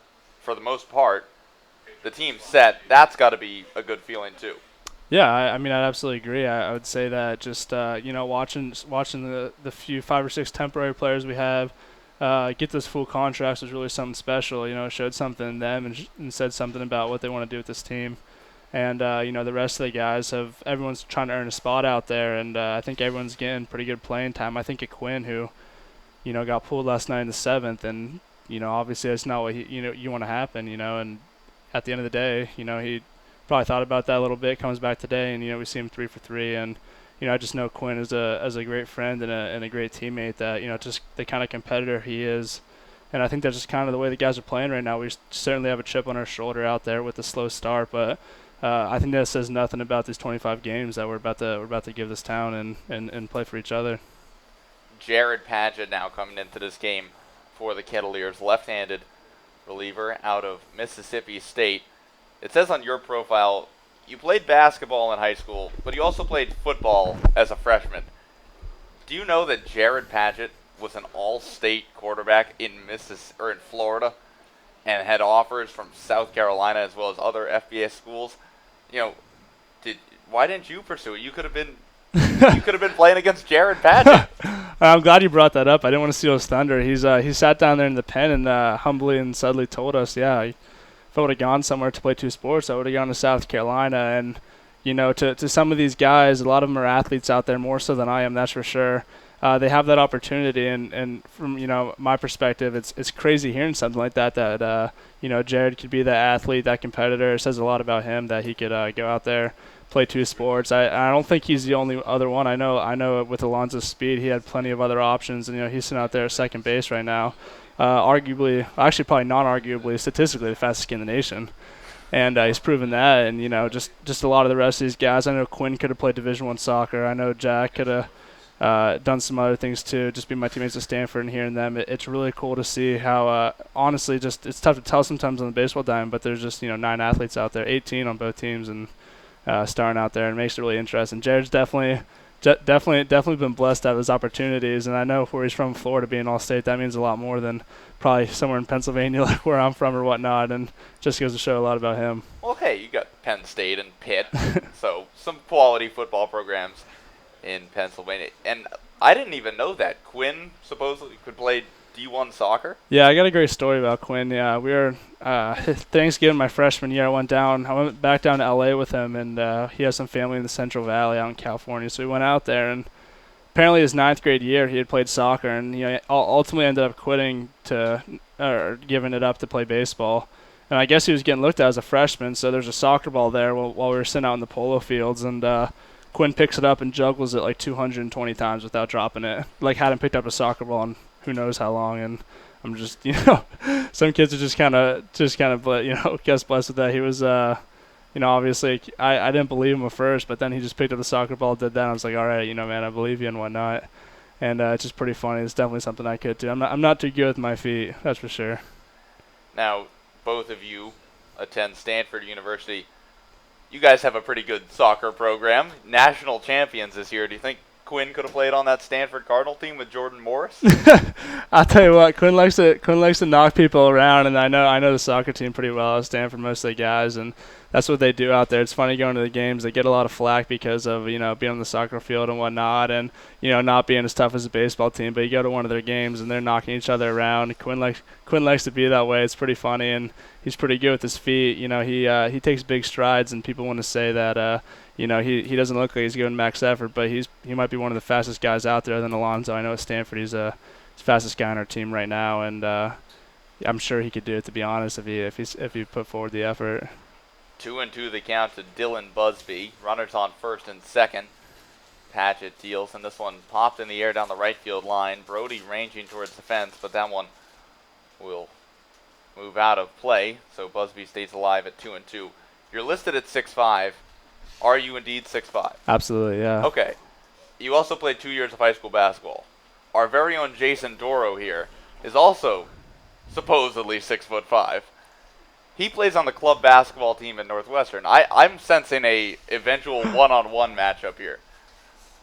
Yeah, we should definitely get a hoop at the field, and I think we could really at least make it one-on-one or a dunk contest out of it and make it pretty interesting. I mean, you heard it here first. I'd say we definitely get something special going in between innings or something. Our video producer, Kevin Condoris, there's been some trash talk between Kevin and Jason about a one-on-one matchup. And I think the entire intern team's putting money on Jason here, just the height advantage. Now, if you ever want to take on Kevin, feel free to just, embarrass him in front of all of us. I mean, the height, you can't teach height. Isaiah Thomas, Kevin, is a great player. But Steph Curry can shoot lights out. What happened when he ran into a bigger and more physical team in the NBA Finals? They lost. I mean, my first thoughts are that you can't teach 6'5", but then again, you gotta feel it. You gotta grow into the body, and I know back in high school, being 6'5", you kind of up there, guess above average height. So I was good down low, but to be honest, that was about it. So a lot of rebounds, a lot of great white man defense, and besides that, I let everyone else kind of do everything else, to be honest.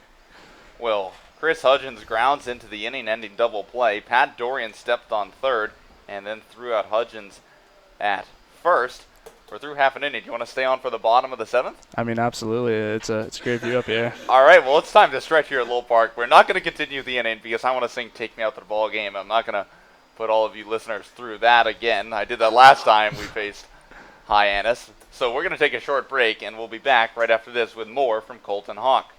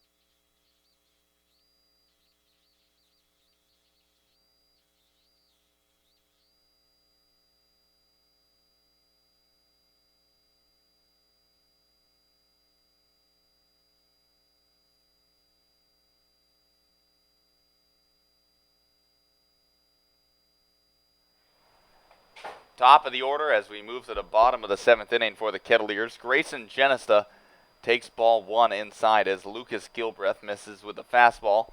Alonzo Jones waits on deck. Cal Stevenson in the hole. Cotuit still on top of Hyannis by a score of 5-1 as Genesta takes a breaking ball over the outer edge for strike 1 to even the count at 1 ball and 1 strike. Colton Hawk still in the booth with us. We're cracking some jokes, still talking about this one-on-one game that's going to take place at some point during that inning break. Now, I'm not sure if we asked you this, but I'm pretty sure before the last time you were in here, we had a different air conditioner. Did we ask you this? Did we ask you about this before? Yeah, so the first time I came in here, it was really hot. I mean, it had to be 100 plus in here, and I think we're down to maybe like 95 now, and it's night and day, to be honest. It's a lot better in here. You got the sun shining right in the window. You guys are all crammed in here, but definitely a good buy on I'm guessing Cotuit's part. If not your part, if your part, that's even more impressive. But it's one of those things, you have the necessities and you have the things you want, but that was a necessity, I think.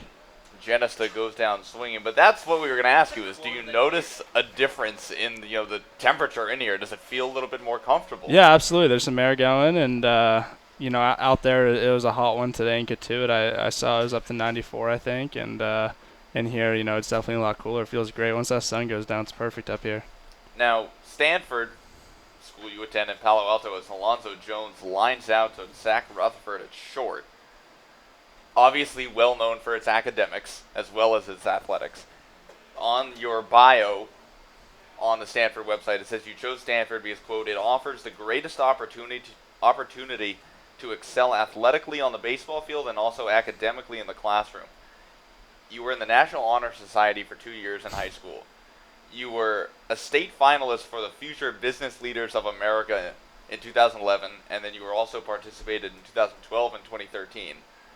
Then you work with, I don't know what this acronym stands for, AGAPE, helping out those facing poverty and families with low income. How many Division I baseball players have stuff like that on their resume? And what was it like participating in clubs, organizations like that throughout high school? And do you continue to do stuff like that at Stanford now? Yeah, I mean, that's a great question. And I think going in there, I kind of just wanted to remain well-rounded because Stanford kind of as we got out 3, that was a quick inning right there. Well, we'll keep you on through the break. Yeah, all right. Well, I mean, everyone, they like well-rounded students out of Stanford. They really emphasize that, and I wanted to make sure I could not only do everything that I could in my power, but kind of do things I enjoy. Agape, I forget what it stands for, but agape is some other language, and I forget what it stands. It's some kind of love, but pretty much it's I think it's like something to do with your neighbor, and so that's kind of something we were able to do. You're able to go and give stuff to people who some necessities, stuff that they need that maybe they can't afford, or if there's a family crisis or something, we can be there to comfort them. It was a really fun time, but I want to say that I was pretty well rounded going through high school. I think that was part to do with my parents, just not forcing it, but always emphasizing it and everything. And if you go to Stanford's webpage, and probably most of these guys' colleges, most of my teammates out here at Cotuit, it's just really amazing some of the things that you'll see on there. And I really don't even think mine adds up to some of the things that these guys do. Whether it's starting their own nonprofit, whether it's playing 3 sports for 4 years, multiple offers for other sports such as Jared, like we talked about. There's just 1.5 million things that I think these guys do, and I think it speaks a lot about their character, to be honest, too, because while we're up here and we're focused on baseball, there might be the perspective that we're just kind of that's all we do, play baseball. We don't balance academics, but I would argue that that's not the case. A lot of these guys are reaching out in the community. A lot of these guys have camp 9 to 12. My family's in this week. I'm not working, but I think we got about the whole team working camp 9 to 12 with just local kids, and for the most part, everyone just loves it day in and day out, and it hasn't caught up to anybody yet, and they're really enjoying it. Everyone looks forward to that, and I don't know if any guys have come up here and said different, but that's at least how I feel about it. We have the opportunity to come out to Low Park and then play out here. There's just so many things, and we definitely stay busy. That is for sure. Well, thank you for joining us, Colton Hawk, right-handed pitcher out of Stanford University, one of the a stud of the game in the past. He's been a winner, and his teammate Quinn Brody looking like the early favorite so far tonight. Colton, thank you again for coming up in the booth. Yeah, thanks for having me, guys. Appreciate that. All right, we're moving to the top of the 8th inning here at Lowell Park. Cotuit on top of Hyannis 5-1. Jared Padgett still on the mound for the Kettleers, left-hander out of Mississippi State. That was Colton Hawk, one of our favorites up here in the broadcast booth, that's for sure. I'm Aiden Doyle, now joined again by Jason Doro out of Northwestern University in Evanston, Illinois, as this one's grounded to a short, long throw for Clay Fisher, but a nice play as he retires Cody Henry in time for the first out of the top of the 8th. And again, we see why Clay Fisher is tabbed to play shortstop. Moving to his right, has to make a tough throw, jumping off 1 foot across his body, and he still delivers a dart to Genesta at first base to get the first out. Now the left-handed hitting Peter Zyla coming to the dish for his second at-bat of the night after replacing Carl Stadjuar in the 5th, and he takes ball 1 outside from Padgett. Zyla's first at-bat grounded into a 4-6-3 inning-ending double play. Lefty-lefty matchup here between Padgett and Zyla. Zyla out of Duke University in Durham, North Carolina. Remember that Blue Devils baseball team. And he's heading the count 2-0 as Padgett misses inside with the fastball.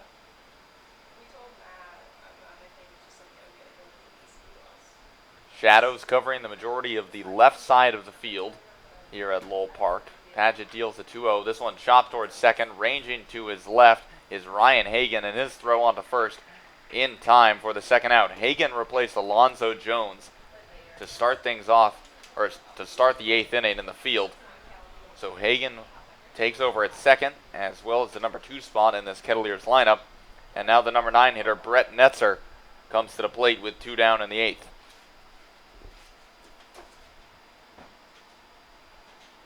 Another lefty-lefty matchup between Padgett and Netzer. Working from the stretch, Padgett deals this one high in the air to left field. The left fielder, Balta, camps underneath it. Doesn't have to do too much and puts it away for the third out of the inning. So an easy inning for Jared Padgett. 1-2-3 go the Harbor Hawks. No runs on no hits, no errors, and no men left on. We've played 7.5 at Lowell Park. Cotuit on top of Hyannis, 5-1. Keep it right here. You're listening to Kettleers Baseball. Do you know what that sound is? That's your new digital marketing department. And that'll be your new web designer. And that's Haibu, where these experts are joined by many more, from web designers to search marketing specialists who work hard to get your business noticed online and on mobile. Best of all, Haibu can do it all for you, or give you the tools to do it yourself. To find out more, go to haibu.com. That's HIBU.com. Or call 855-464-HIBU. Oh, that'll be your next new customer. Haibu, made for business. Visit Stars Restaurant at Chatham Bars Inn Resort and Spa for a world-class dining experience. A proud member of leading hotels of the world. If you're looking for quality plumbing and heating work, call Spencer Hallett at 508-428-6080 or visit their website at hallettplumbing.com. Curry College offers 14 NCAA Division III athletic teams in sports such as football, baseball, softball, basketball, hockey, soccer, lacrosse, tennis, cross country, and volleyball. Read about the success of the Curry Colonels and their championship teams. It's all online at curry.edu. What's donated here stays here. All blood that is donated to Cape Cod Healthcare stays on Cape Cod to help the lives of your friends, family, and neighbors. Learn more about donating blood, platelets, or hosting a blood drive at capecodhealth.org/blood center.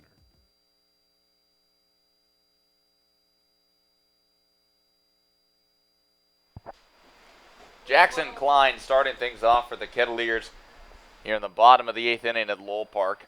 Takes over for A.J. Balta in left field. Another one of Colton Hawk's teammates from the Stanford Cardinal, and he takes ball 1 high as Gilbreth misses with a fastball. I'm Aiden Doyle. Next to me, Jason Doro. Left-handed Gilbreth deals. This fastball catches the lower part of the zone, evens the count at 1 ball and 1 strike.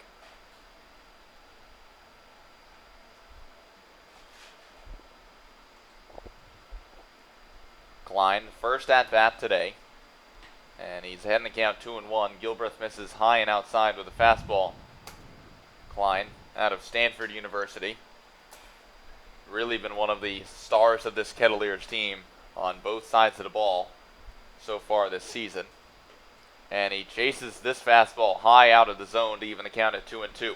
And do you think Mike Roberts is just thinking, maybe I should save some of A.J. Balta, make sure he doesn't use up everything he has in this 2-3 game stretch in which he's been on an absolute tear? Because there's no reason to take him out of the lineup right now. Except for the with fact the way he's that hitting. Jackson Klein hitting the ball well as well, although that one right at Brett Netzer out in right field for the first out of the inning. But you are right. You don't want guys, especially with half a season still left to play, to burn out. It's like in golf. If you're hitting the ball well at the range, just stop. You don't want to get all the good shots out of the way down at the range before you Don't hit play the course. actual golf. Yeah, just Actual golf hurts. It doesn't go as well on the real course as it does on the range. And looks like Hyannis with a mound visit here. And looks like they're going to go to the bullpen. A right-handed reliever coming into this ball game with one out in the bottom of the 8th. We're going to take a short break as Hyannis goes to the bullpen for the second time tonight. Keep it right here. You're listening to Kettleers Baseball. Cotuit on top of Hyannis, 5-1. Spencer Hallett Plumbing and Heating, a family-owned business, has been providing plumbing and heating services to businesses and homeowners on Cape Cod for over 100 years. It's what you'd call local, as Spencer is a 4th generation member of the business and 12th generation Cape Codder. Learning at Curry College extends beyond the classroom and is embedded in all that they do. Curry prepares students to engage in successful careers and active citizenship with a global perspective. Explore undergraduate majors, minors, and concentrations, including new majors in accounting, biochemistry, and mobile application development, online at curry.edu.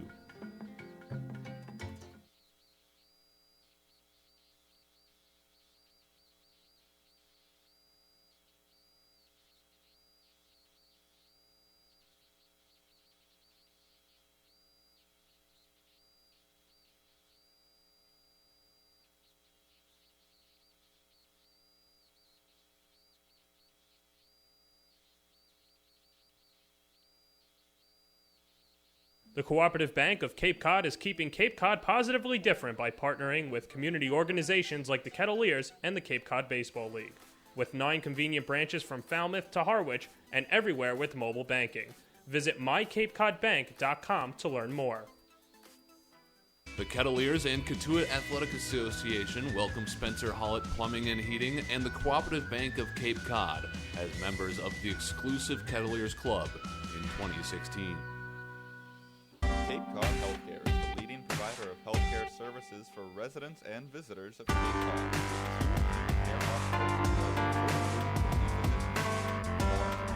Please visit CapeCodHealth.org. The Beach House Grill at Chatham Bars Inn Resort and Spa is the perfect spot for a seaside lunch or evening clamping. A proud member of leading hotels of the world. Well, the Harbor Hawks go to the bullpen with one down in the bottom of the 8th inning. One of the best names we've seen so far this season in the Cape League. Collie Bowers, right? I Correct. keep wanting to say Collie Flowers. It's just perfect. But it's Collie Bowers, right-hander out of South Carolina. And he misses high to Jason DeLay with his initial offering. And he goes back to the same place, 2-0 now the count, to the catcher out of Vanderbilt. DeLay, 0 for 3 tonight, reached on a fielder's choice back in the 4th and would come around to score. And he rips one down the left field line. That gets down and rolls into foul territory. He's going to be held up at first, so DeLay gets his first hit of the night with a single to left with one down in the 8th. Good job by DeLay. Inside fastball, he knows he has to get around, and he gets the bat head through the plate in time to rip that ball down the left field line. Now the number 6 hitter, Pat Dorian, third baseman out of Herkimer County Community College, headed to Lynn University next year. And he takes a big cut at the off-speed pitch from Bowers for strike 1.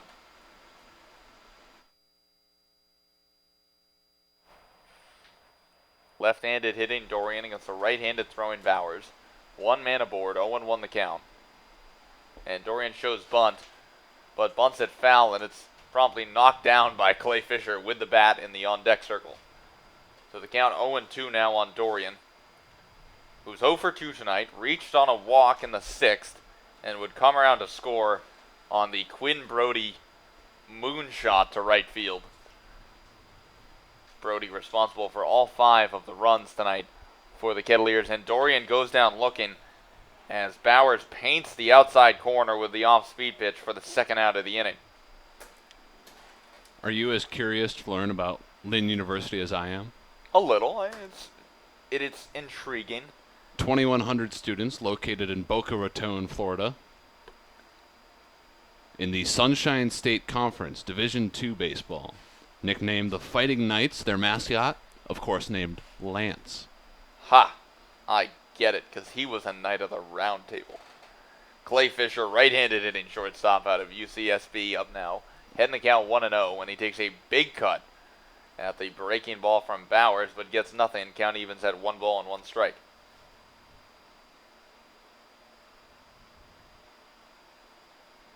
Fisher 2 for 3 tonight.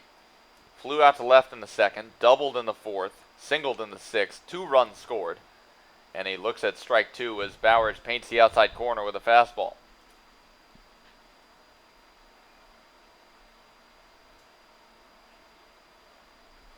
Bowers working from the stretch, looks into his catcher Hudgens, now comes to a set. Kicks and deals. Breaking ball, this one misses in front of home plate. Nice block by Hudgens to even the count at 2-2. And there are 2s across the board, Jason. First time we've mentioned it tonight, I think. I think it is, although I'm pretty sure it has to have happened at some point. It did happen. We'll I can say it guarantee again. you that. We'll say it again just for the emphasis. 2s across the board, but now no longer as Clay Fisher goes down swinging on the breaking ball low and outside for the 3rd out of the inning.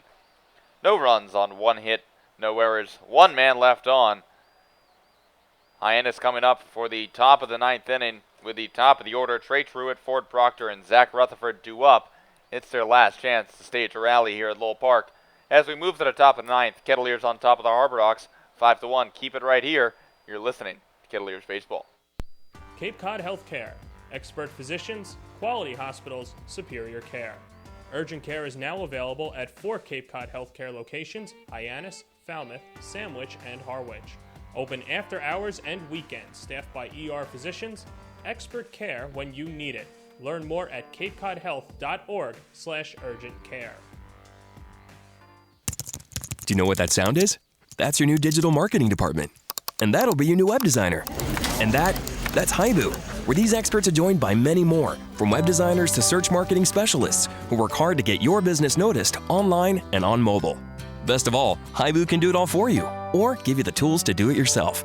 To find out more, go to haibu.com. That's HIBU.com. Or call 855-464-HIBU. Oh, that'll be your next new customer. Haibu, made for business. Visit Stars Restaurant at Chatham Bars Inn Resort and Spa for a world-class dining experience. A proud member of leading hotels of the world.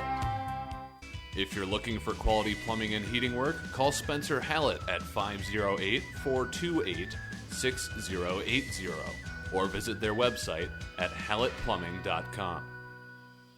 Curry College offers 14 NCAA Division III athletic teams in sports such as football, baseball, softball, basketball, hockey, soccer, lacrosse, tennis, cross country, and volleyball. Read about the success of the Curry Colonels and their championship teams. It's all online at curry.edu.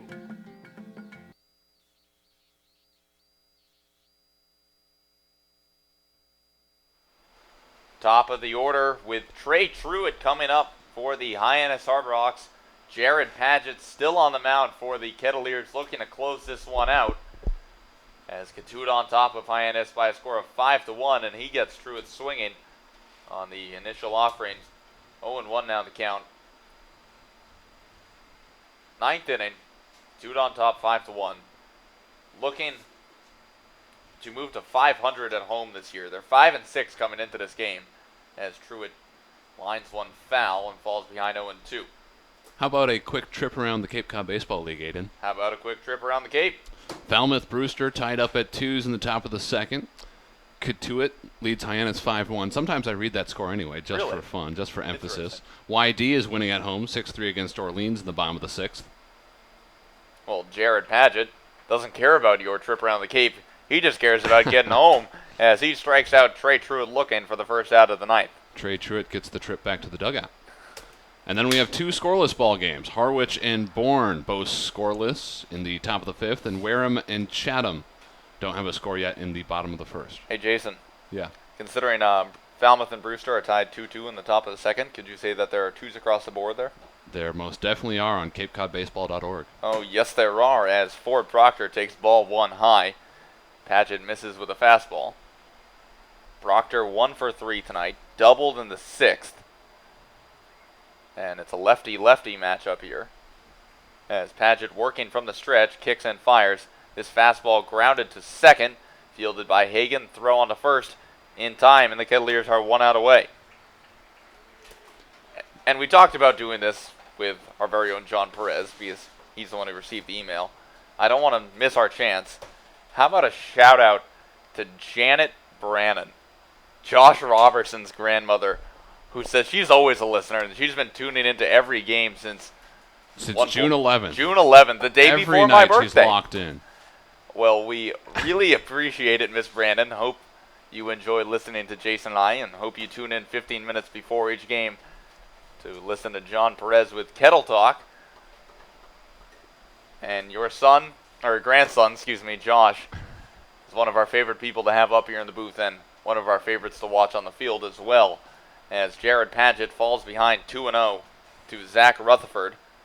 Rutherford, the shortstop tonight out of Old Dominion University, 2 for 3. Responsible for the only run for the Harbor Hawks, homered in the 4th off of Rio Gomez. And he takes a big cut at the breaking ball from Padgett, counting out 2-1. It's always nice to have family members tune in and listen. Oh, yeah. And it seems like the entire Robertson fan likes to tune in. Tim Miller told us the other day that he listens to a whole bunch of games.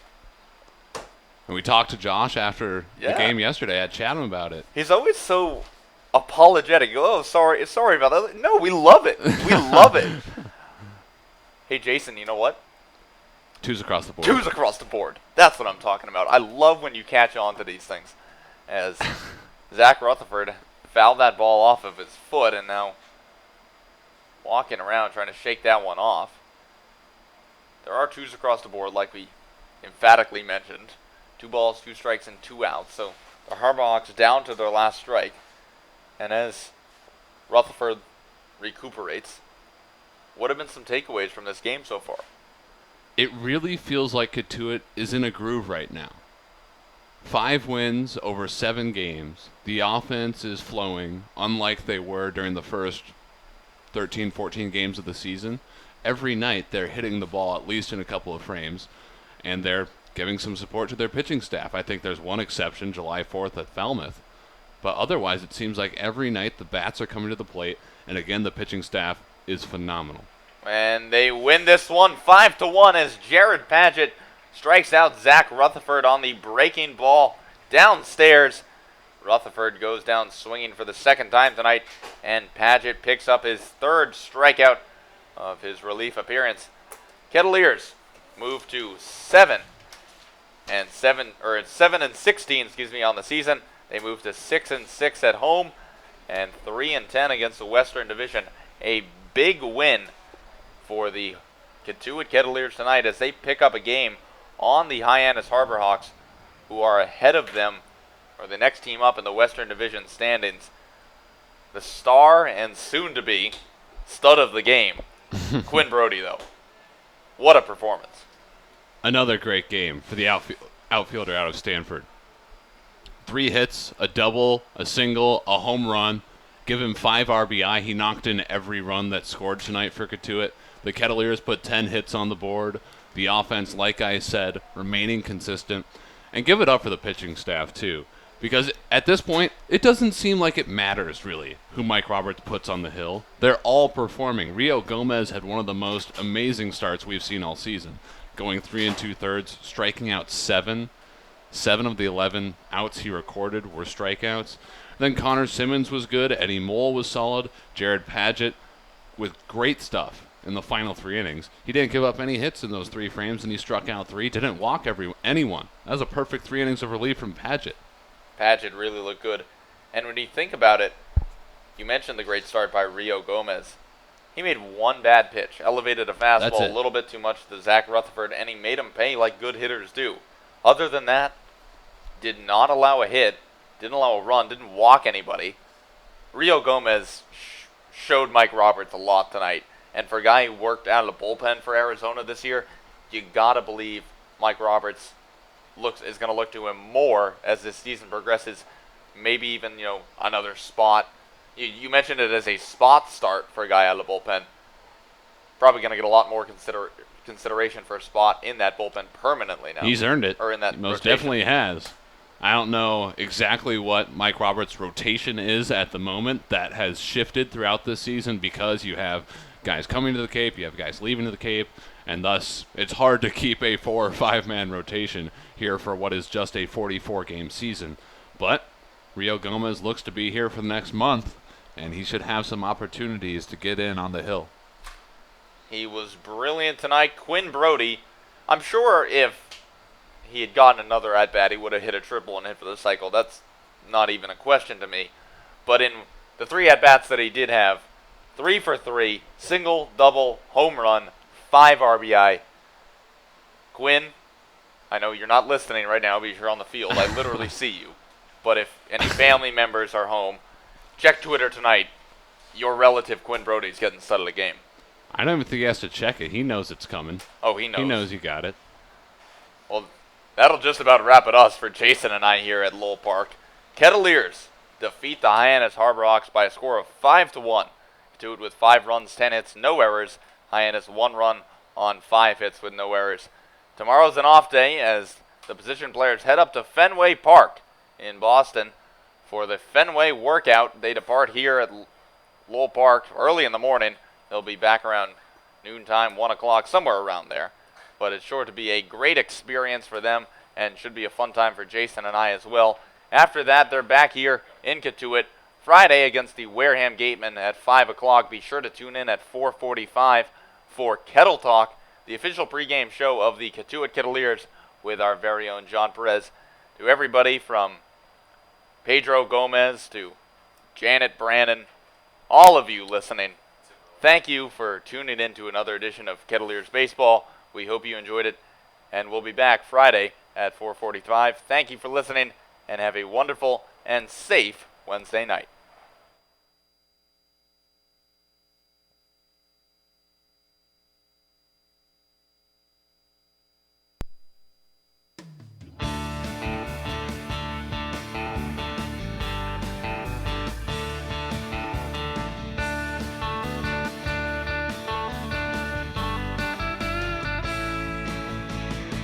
Summer baseball's underway. People get ready for a brand new day. So grab your hat and grab your glove.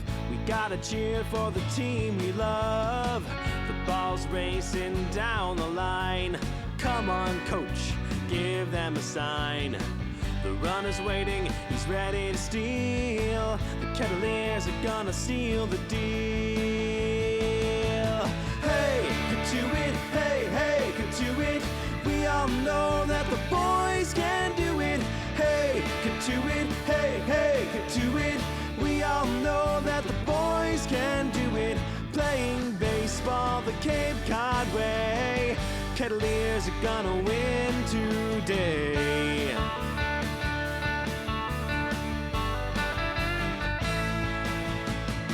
So dock your skiff and take a walk past the coop. It's 5 o'clock. Head on down to Lowell Park. We'll keep on playing till it gets dark. But first we've got a game to win. Give that pitch plenty of spin. Let's go, boys, let's get it done. We want to see a Cotuit home run. Hey, Cotuit, hey, hey, Cotuit. We all know that the boys can do it. Hey, Cotuit, hey, hey, Cotuit. We all know that the boys can do it. Playing baseball the Cape Cod way. Kettleers are gonna win today.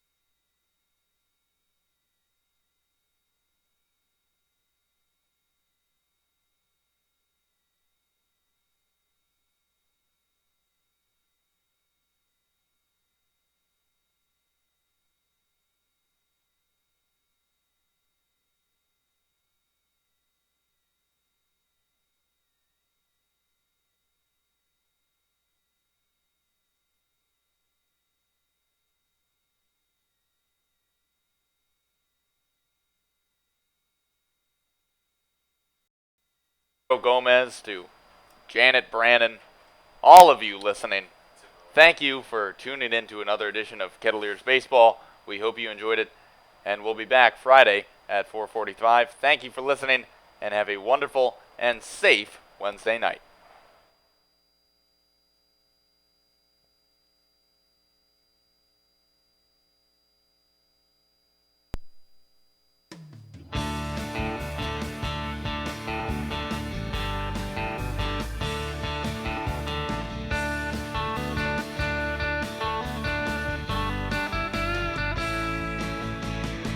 Summer baseball's underway. People get ready for a brand new day. So grab your hat and grab your glove. We gotta cheer for the team we love. The ball's racing down the line. Come on, coach, give them a sign. The runner's waiting, he's ready to steal. The Kettleers are gonna seal the deal. Hey, Cotuit, hey, hey, Cotuit. We all know that the boys can do it. Hey, Cotuit, hey, hey, Cotuit. We all know that the boys can do it. Playing baseball the Cape Cod way. Kettleers are gonna win today.